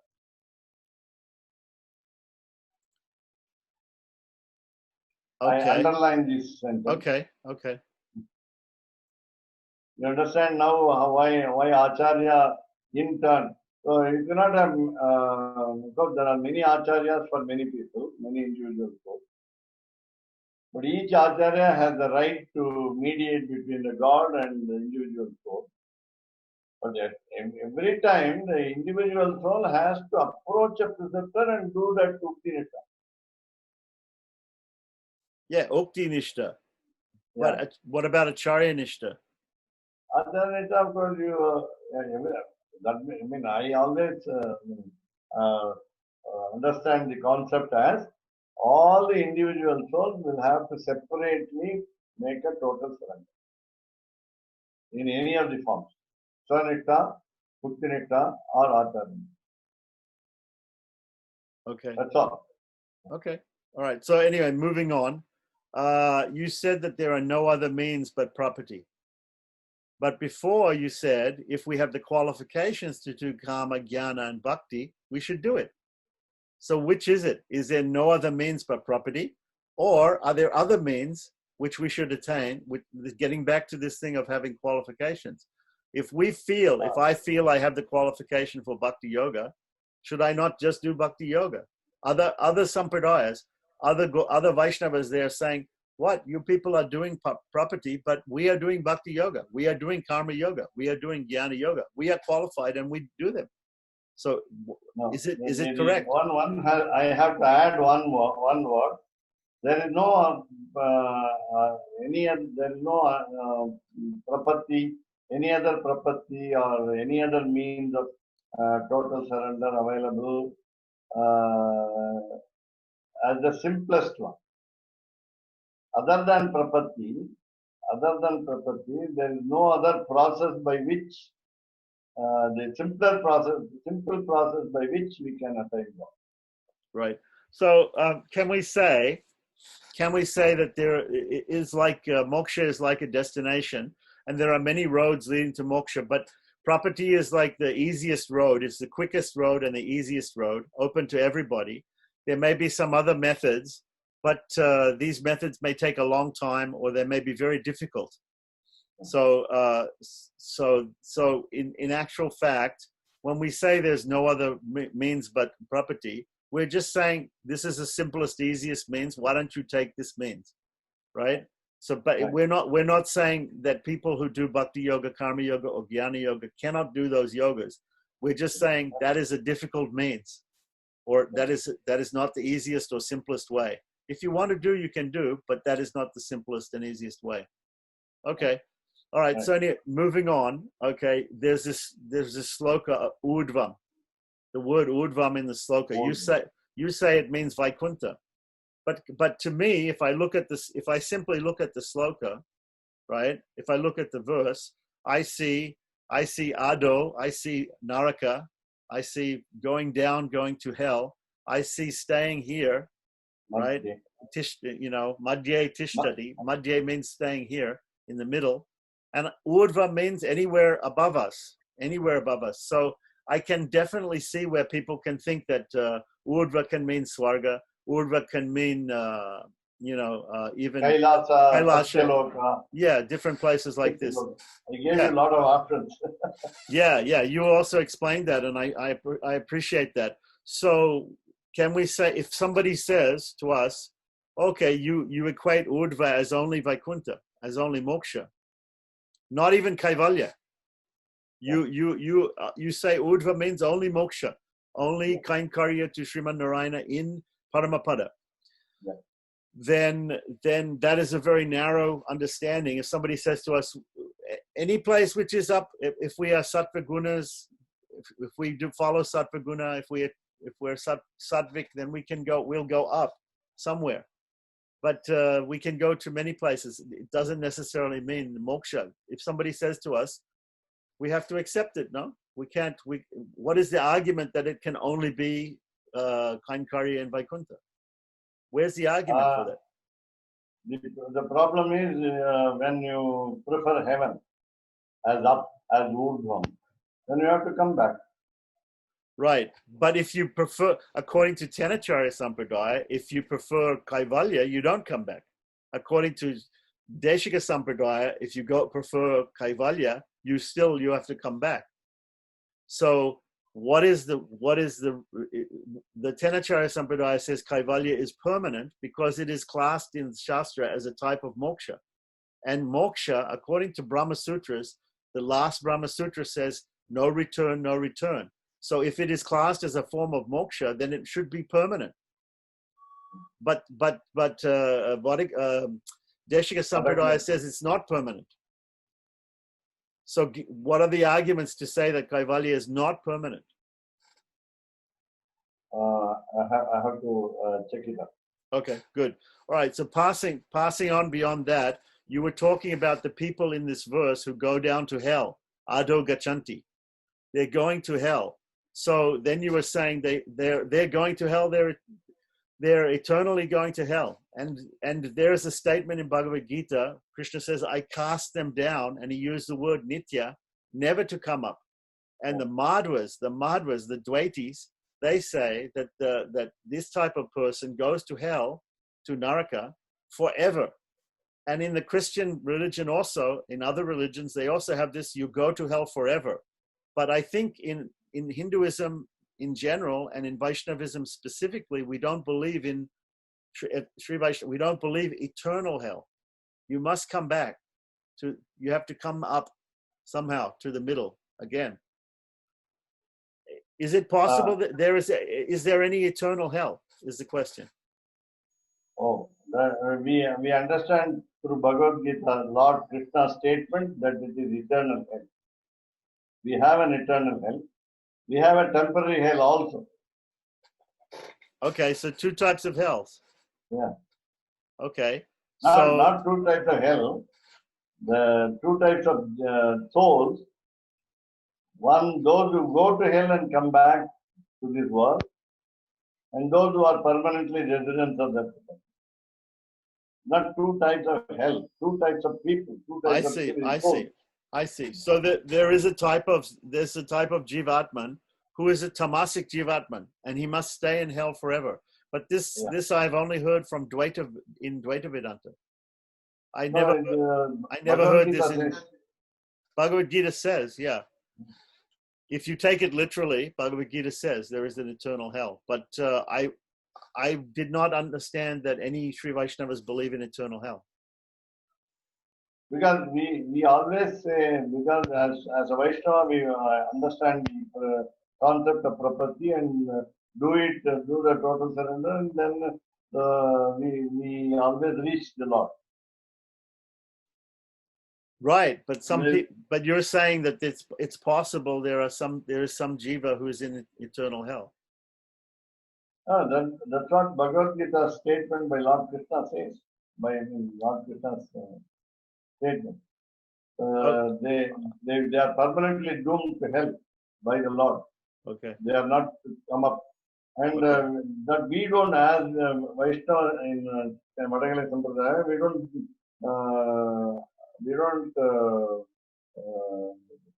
try to go to eternal hell. Rather, Yeah. to stay permanently.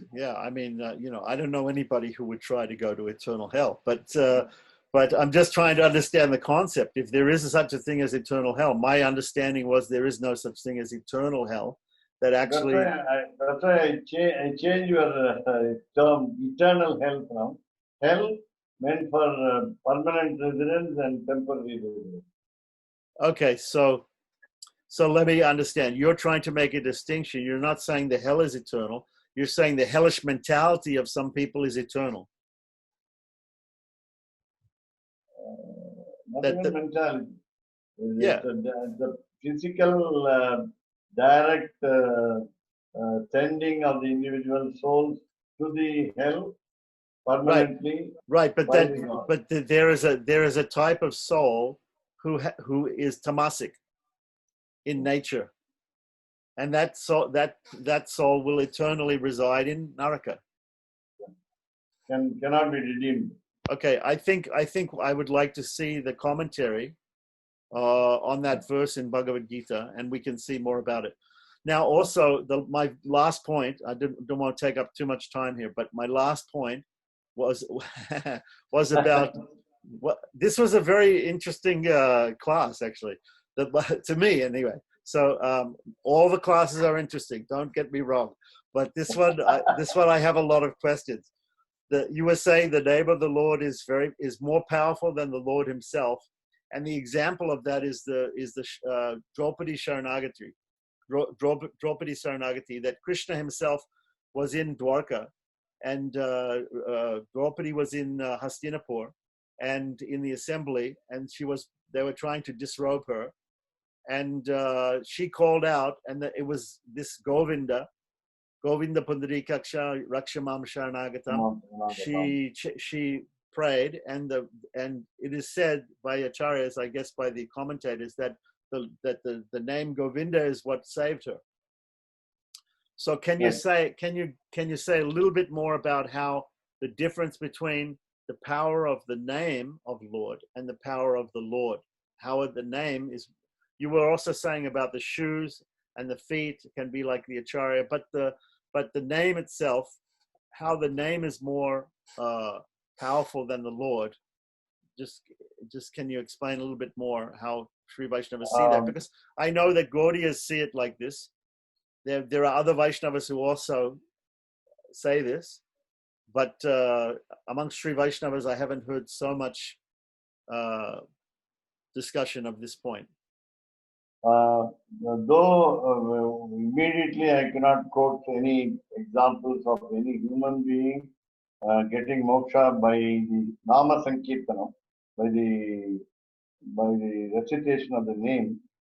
The classic example is Goda Devi, Andal, who came from Srivilliputturu and got married to Ranganatha and became one with him. Sayujyam. So that is a classic example. It's only Nama Sankirtan. Right. That is also in the disguise. That's also in the disguise of following a vratam called Katyayini Vratam. Of course, meant in the name of Parvati, but it's called the Pavai Nonbu, as you say in Tamil, as you know in Tamil. It is what we call the aspiration is to get the parai tardi agil. Parai taruvan. So meaning parai meaning moksham, moksham meaning kaikaryam, and that is because nama sankirtan. Because as you said, neither Draupadi nor the cowherdesses in the Gokula, in the avatar of Krishna, though they were two types of rebirths. One is sages in the forest in Ramavatara became the cowherdesses, and also the gods in the heaven became cowherds and cowherds. Therefore, in the Ramayana, they became monkeys. They became monkeys. So therefore, in that context, we will find that they all were not educated in the path of wisdom. They were only illiterate. They only recited the name of the Lord. So, but the Gopikas, they were, as you say, they were worshipping Katyayani. Yeah. But Katyayani is only again disguise. I mean the disguise. It's only the disguise of a vow. Actually, the purpose of the Tirupavai, that is allowing the girls, cowherders, young girls to go along with Lord Krishna being a child. The elders' decision of the village was for the vow to be observed for the sake of rains, because there was a drought for 12 years. It's okay, called, 1 minute. My understanding was that the drought, the thing that they did to alleviate the drought was the Indra Yagya, the Indra Yaga. Not the Katyayani Vrata. The Katyayani Vrata was done by the girls only to get the husband. the husband is the Lord. Yeah, is Krishna. Katyayani Vrata is you are referring to the avatar of Rukmini when she did Katyayani Vrata to get a husband. No, that's another Leela. And in Dwarka, Rukmini was there.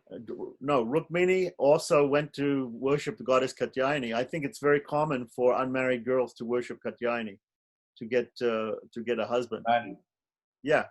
So the cowherd girls also did that. The Gopikas. But this Katyayani Vrata was meant for rains. Very specifically. Okay. So so there's some commentary by some Sri Vaishnava acharyas explaining that it's that Katyayani Vrata was for getting rains. Yeah. So so Andal in Tirupavai, does she mention that the girls are praying for rain? No. Arimanekkarna, the fourth Pashuram. I see. So in the fourth Pashuram, the Gopikas are praying for rain. Right. And also in Tirupavai, they also give specifications how the rain should come. They order the rain god, Varuna. It is called Varuna Japam, otherwise called, it's a Vedic sentence called Nikame Nikame, starting with the word Nikame Nikame.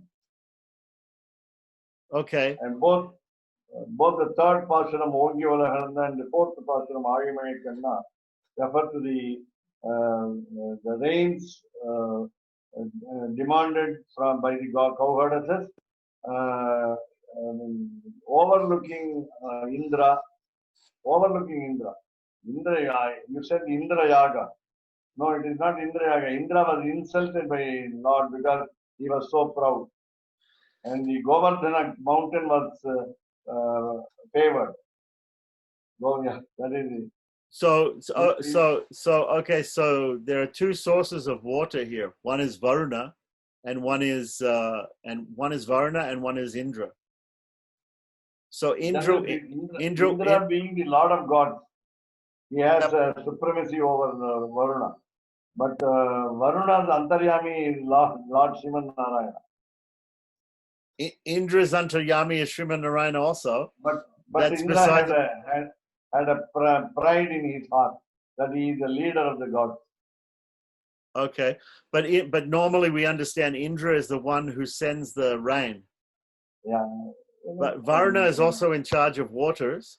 Yeah. But normally we think of Varuna as in charge of waters which are already on the ground or in the ocean. But not the waters in the sky. The waters in the sky, in the clouds, Indra is sending the water from the clouds. Varuna is the god of rain. Varuna is the god of rain. Okay. So the Gopikas were worshipping Varuna in the fourth stanza. Okay. Right. And am I also correct in saying that this Napinai or Pinnai was married to Lord Krishna in Tirupavai? There was the Gopikas mentioned that Krishna is in the house of Nanda, his foster father, and his wife is there, who is called Pinnai or Napinai. Krishna is already married, and he has a wife, and he's staying in his father's house. So, does it mean the Gopikas, are they interested in marrying Krishna or not? Yeah, definitely. They're interested also in marrying him, even though Krishna is already married. No, Krishna. How do you say Krishna is married in Nanda's house? Yeah, after he left to Gokula at the age of 16, he came to the court of Kamsa, had to kill him, and then went to Dwaraka and then only married Rukmini. Yeah, I understand that, but in Tirupavai, there's a girl called Pinnai or Napinai. Who is she? Yeah. Who is she? Napinai is the another form of Neela Devi, the goddess of grains, and that was Ondal. Okay. So, but in Tirupavai, in the verses in Tirupavai, doesn't it mention that Napinai is with Krishna? Yeah, Napinai is the wife of Krishna. Napinai is the wife of Krishna. That's what I said. Napinai is the wife of Krishna. Yeah. So the girls wanted to marry Krishna, but Krishna already had a wife. So you said before, you said Krishna only got the wife when he went to Dwarka. No, okay, Rukmini, in the case of Rukmini, but you have later 16,000 wives of Lord Krishna and 8 queens of Lord Krishna. Right. Later on, he had a lot of wives. But in Tirupavai, he had one wife, Napinai. And the cowherd girls, they also wanted to marry him. Right. Marriage, again, as you said, just like we have the marriage between the Lord and us, as Prapatti, the marriage ceremony. The cowherders is also felt the same love. Right. As between a wife and a husband. Right. So doing the Katyayani Brata, they had two purposes. The first purpose was to get rain, and the second purpose was also to marry Krishna. Right. Okay. Marry not in our usual terms. The cowherd. They were devoted to him.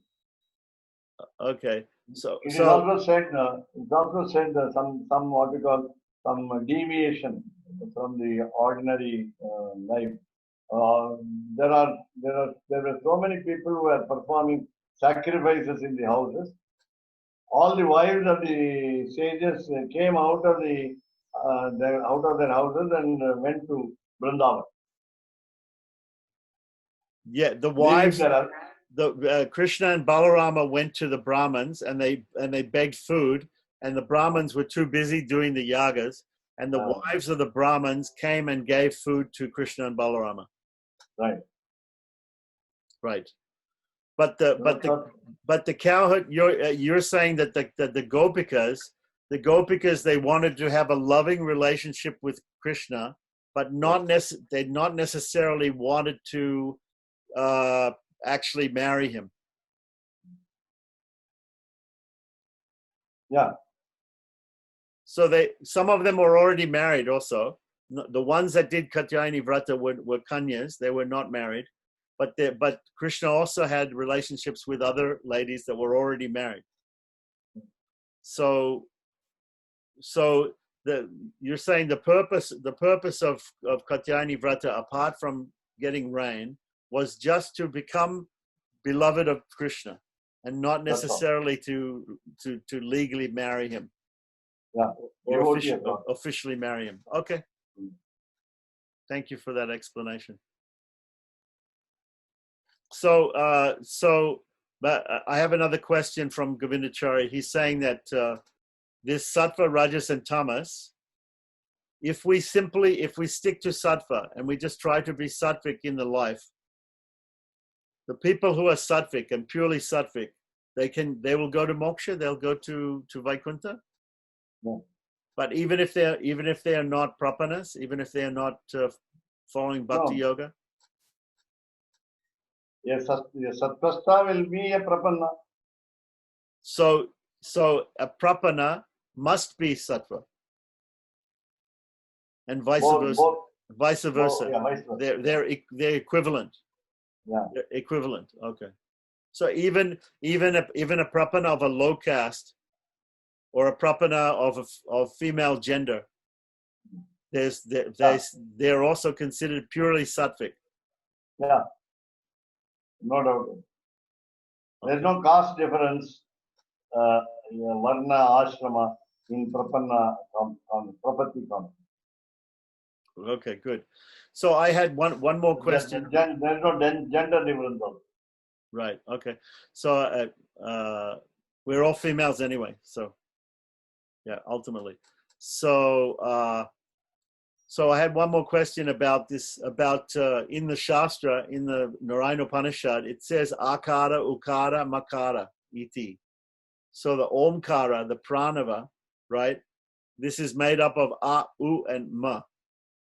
But many times sometimes we see people write aum, and sometimes we see people write om.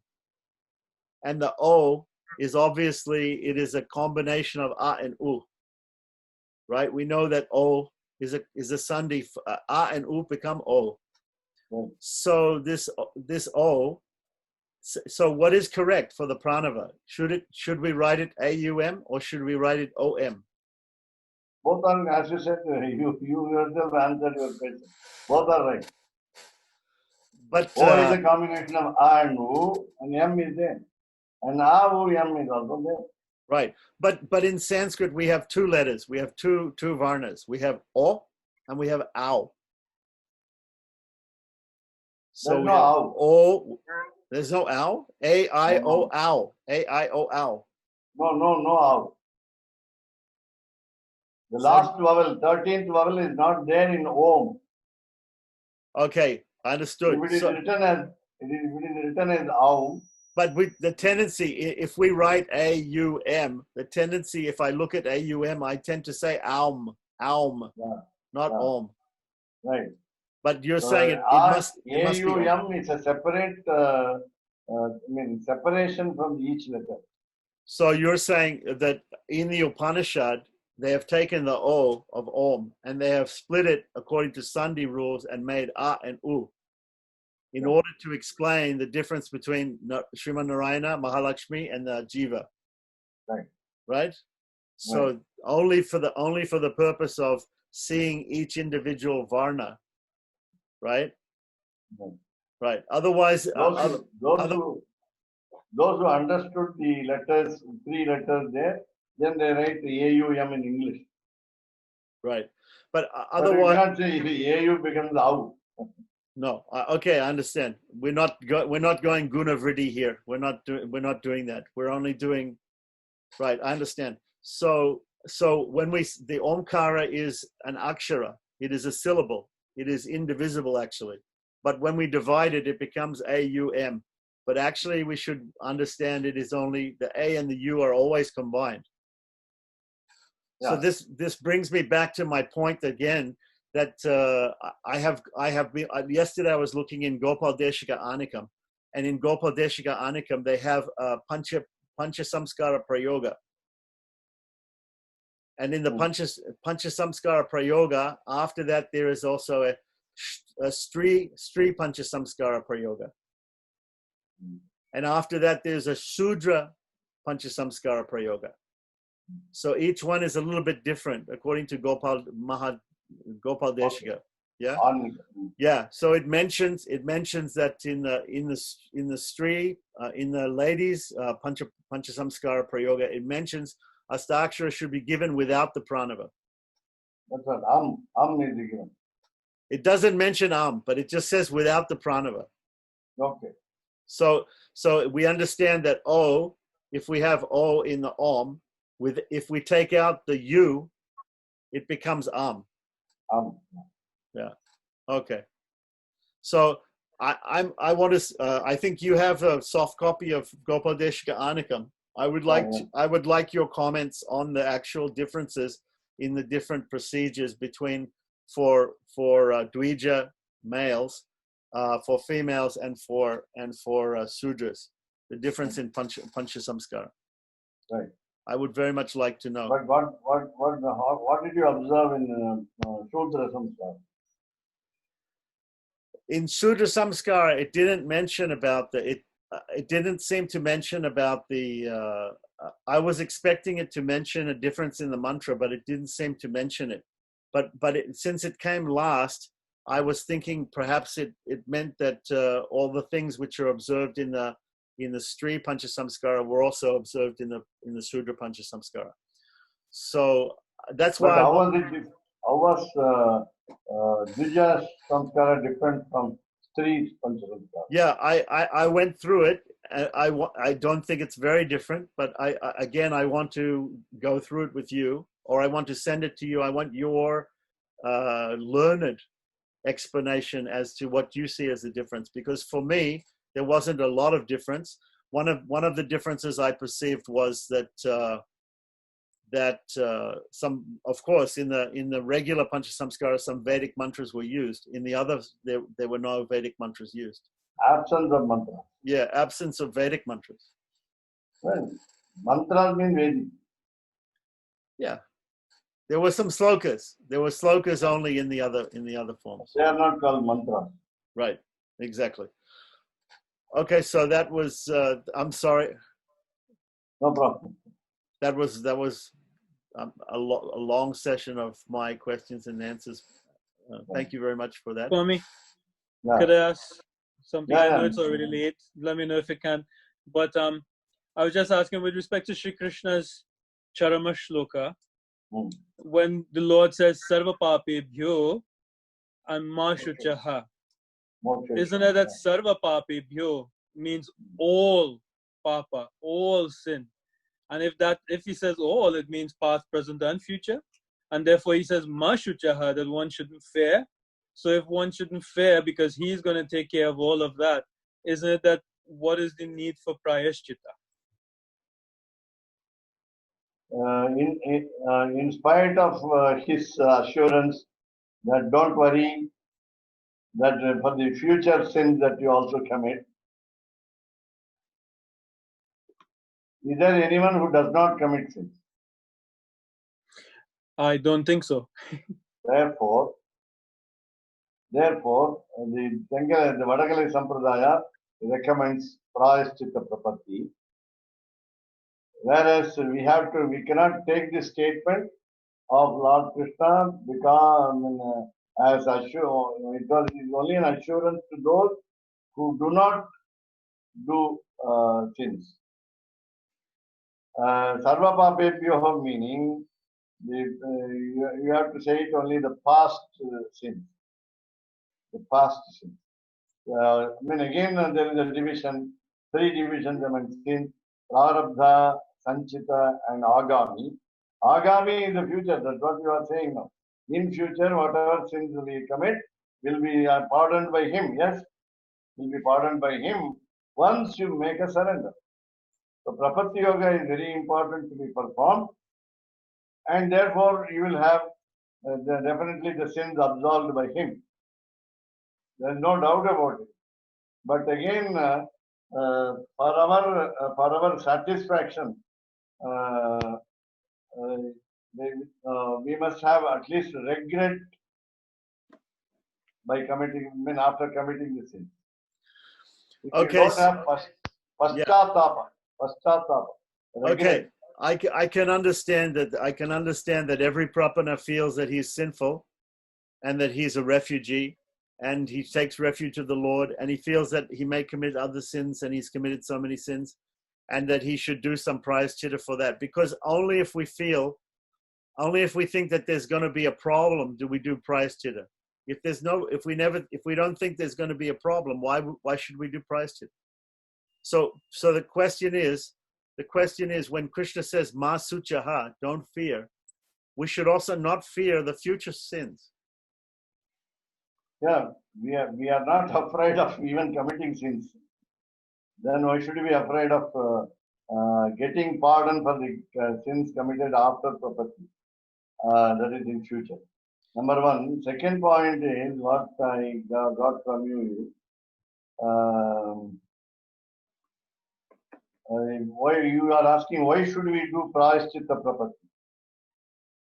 It is necessary because you have done unknowingly some sins.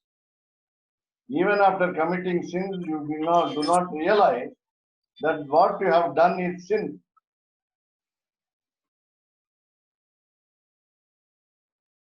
If you are knowingly doing it, remembering them as sins, then you have to do prayaschitta prapatti. Okay, so if you knowingly do a sin, you have to do prayaschitta.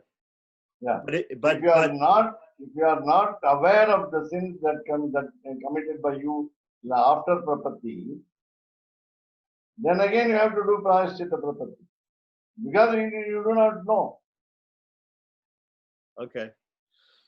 So when Krishna says Masuchaha, don't worry, we have to worry actually because no, need not worry. You need not worry because we don't have any fear. On committing the sins knowingly, we have regrets. We have to have regrets. And for doing sins unknowingly, we need not fear. So even doing sins knowingly, we shouldn't fear because Krishna is going to save us. That is not the blanket permission given to you. Can we, by saying this stotram, Swami, Ajnanina Maya Dosham Abdi, that will well be when we pray. Aparadha Sahasra Bhajanam, that's also one thing, and Ajnanina Maya Dosham. Ashesham Vidvankite, Shamaswastam, Shesha Shaiva Chikhama. Yeah. But good quotation. So Govindacharya Swami is now clear about. Again, we got the Siddhanta from the Andal Gosti. Now the very belief that Vaikundam Puhuvadu Mannavar Vidiye, the mortals have to enter into the Vaikuntha without their consent, without their approval, without their agreement, and the statement of Alvar. And again, Vaikuntha Maranamanal Vaikuntham Kudukkum Piran. Once one dies, the Lord will grant moksha. Vaikuntham is offered. And therefore, Masucha. So this is not even for the sins committed, and we are afraid of the sin, and then we have a fear that we will be again born. But I was sorry, Swami. I was also reading this Thirumadal, Thirumadal, where Alvar says, "Why are you worrying about moksha? Who has gone to moksha? Who has seen moksha? Just do all your bhakti and everything at the Archamurti. So do that. Concentrate on doing here." Am I correct in thinking like that? That's what Alvar says that. So very nice.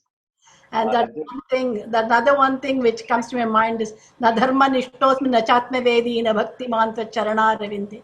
That's also Stotra Ratnam. I think it's some stotrams are really very. Yes, I like that prayer very much, Mataji. Yeah, I love that prayer. yeah. That Okay. explains everything very nicely. Okay, Yes. that explains everything. Okay, but still, if I'm not worried even about moksha, why should I worry about prayaschitta? Let me go to hell forever. Let me go to eternal hell as long as I can do the kind karya. Why should I worry about anything? That's why you are not to worry. That's what it is. Master Chahan is you are not to worry. Why do you? No, it is not with the worry you do prayaschitta prapatti. You are doing atonement of sins only. You are not afraid of doing atonement of sins. You are not afraid of sins committed. Yes. When you commit sins, you are not afraid. You have no fear to commit sins. Yeah, I have no fear to commit sins. I have no fear to do property. I have no fear to do prayaschitta. I have no fear to go to moksha, and I have no fear to go to eternal hell. I have no fear. Yeah. Just relax. Yeah, relax. Exactly, relax. Relax and do sins. So, but there's one other thing with respect to Napinai, and wanted to ask you. You said that Napinai is Andal. So is it that when Andal rides her Tirupavai, yeah, that basically she is imagining herself as being the consort of Krishna? That's the mood that she writes it in, because you hear some say that Napinai is Radha, is Radharani. Right. You do agree that it's Radharani, or you agree no, it's Andal, because Andal came way after the time of Krishna, isn't it? So Radha is a fictitious character not mentioned in Srimad Bhagavatam. Acha. But Radha Kalyanam has been in practice with the Madhvas and Advaitins all over the world. It's only a concept. And Radha is you and I are Radha. Swami, can we say that Radha means Aradhana? Anybody who worships Krishna is Radha. Yes. So in that way, Goda is also, Andal is also Radha because she's worshipping Krishna.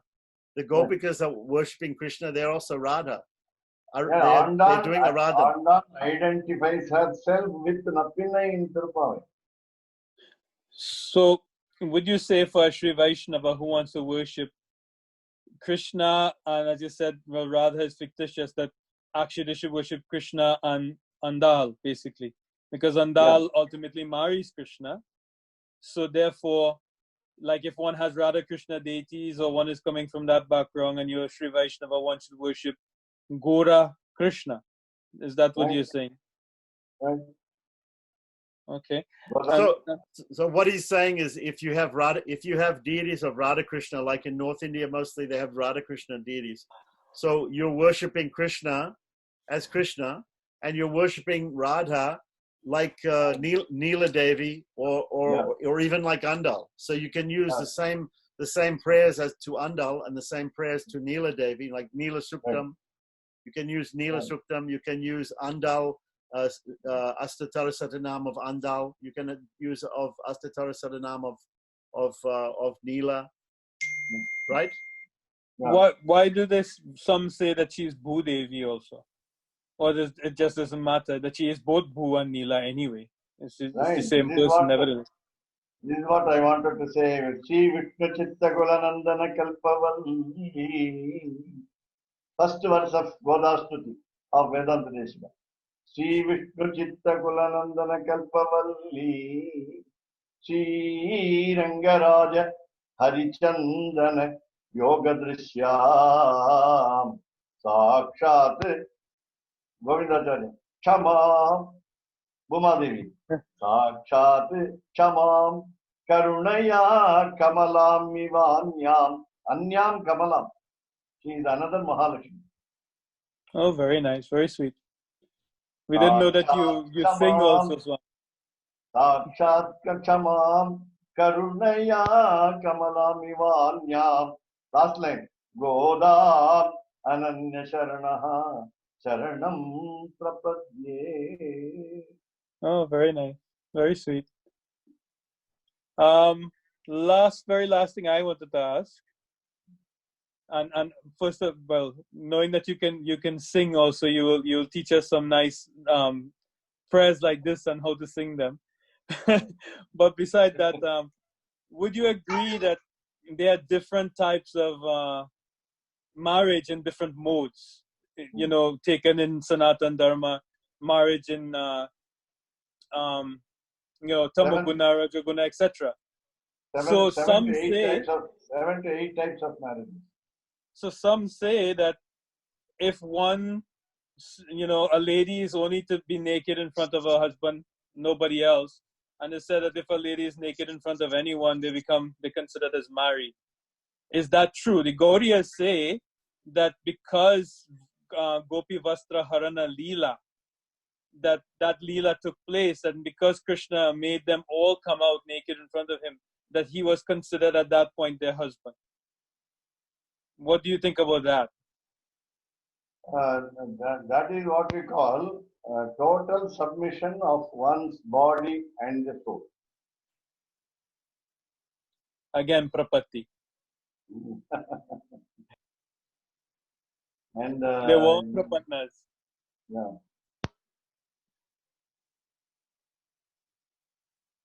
I appreciate Madam's involvement here. Nadharmanishtosti nachatmavedi nabhaktiman charanaravinde akinchanaha ananyagati sharanya tatpadamulam saranam prapadye. I don't worry about myself, Ma Suchaha. I don't worry about myself. Though I am not Nadharmanishtaha, Nadharmanishtosti. I am not following any ritual. I'm not righteous, I'm not good, I'm not a Sattvastaha. Nadharmanishtosti. Nachatma Vedi, I don't understand my own soul, individual soul. Na Bhaktiman, I don't have devotion. Sat Charana Ravinde. In spite of it, I have got the guts to approach. I am bold enough. Not only I have no fear, I am bold enough to approach. That is what we call autocratic. That's in the Stotra Ratnam, Swami, when he's writing the Stotra Ratnam, I think he talks. So I mean to say just. Yamanacharya. Yeah, and then he comes very modest. Akinchanaha ananyagatihi charanya tatpadamulam saranam prapadye. The first half, he seems is self-boasting. But it's only Naichanusandanam, self-abnegation, lowering one's own status. But how can you say I go on committing sins? Yesterday I committed sins, today I am committing sins, tomorrow I will also commit sins, but I will not have fear. Kavitarkika Simhaya Kalyana Gunashaline Srimate Venkateshaya Vedanta Gurave Namaha.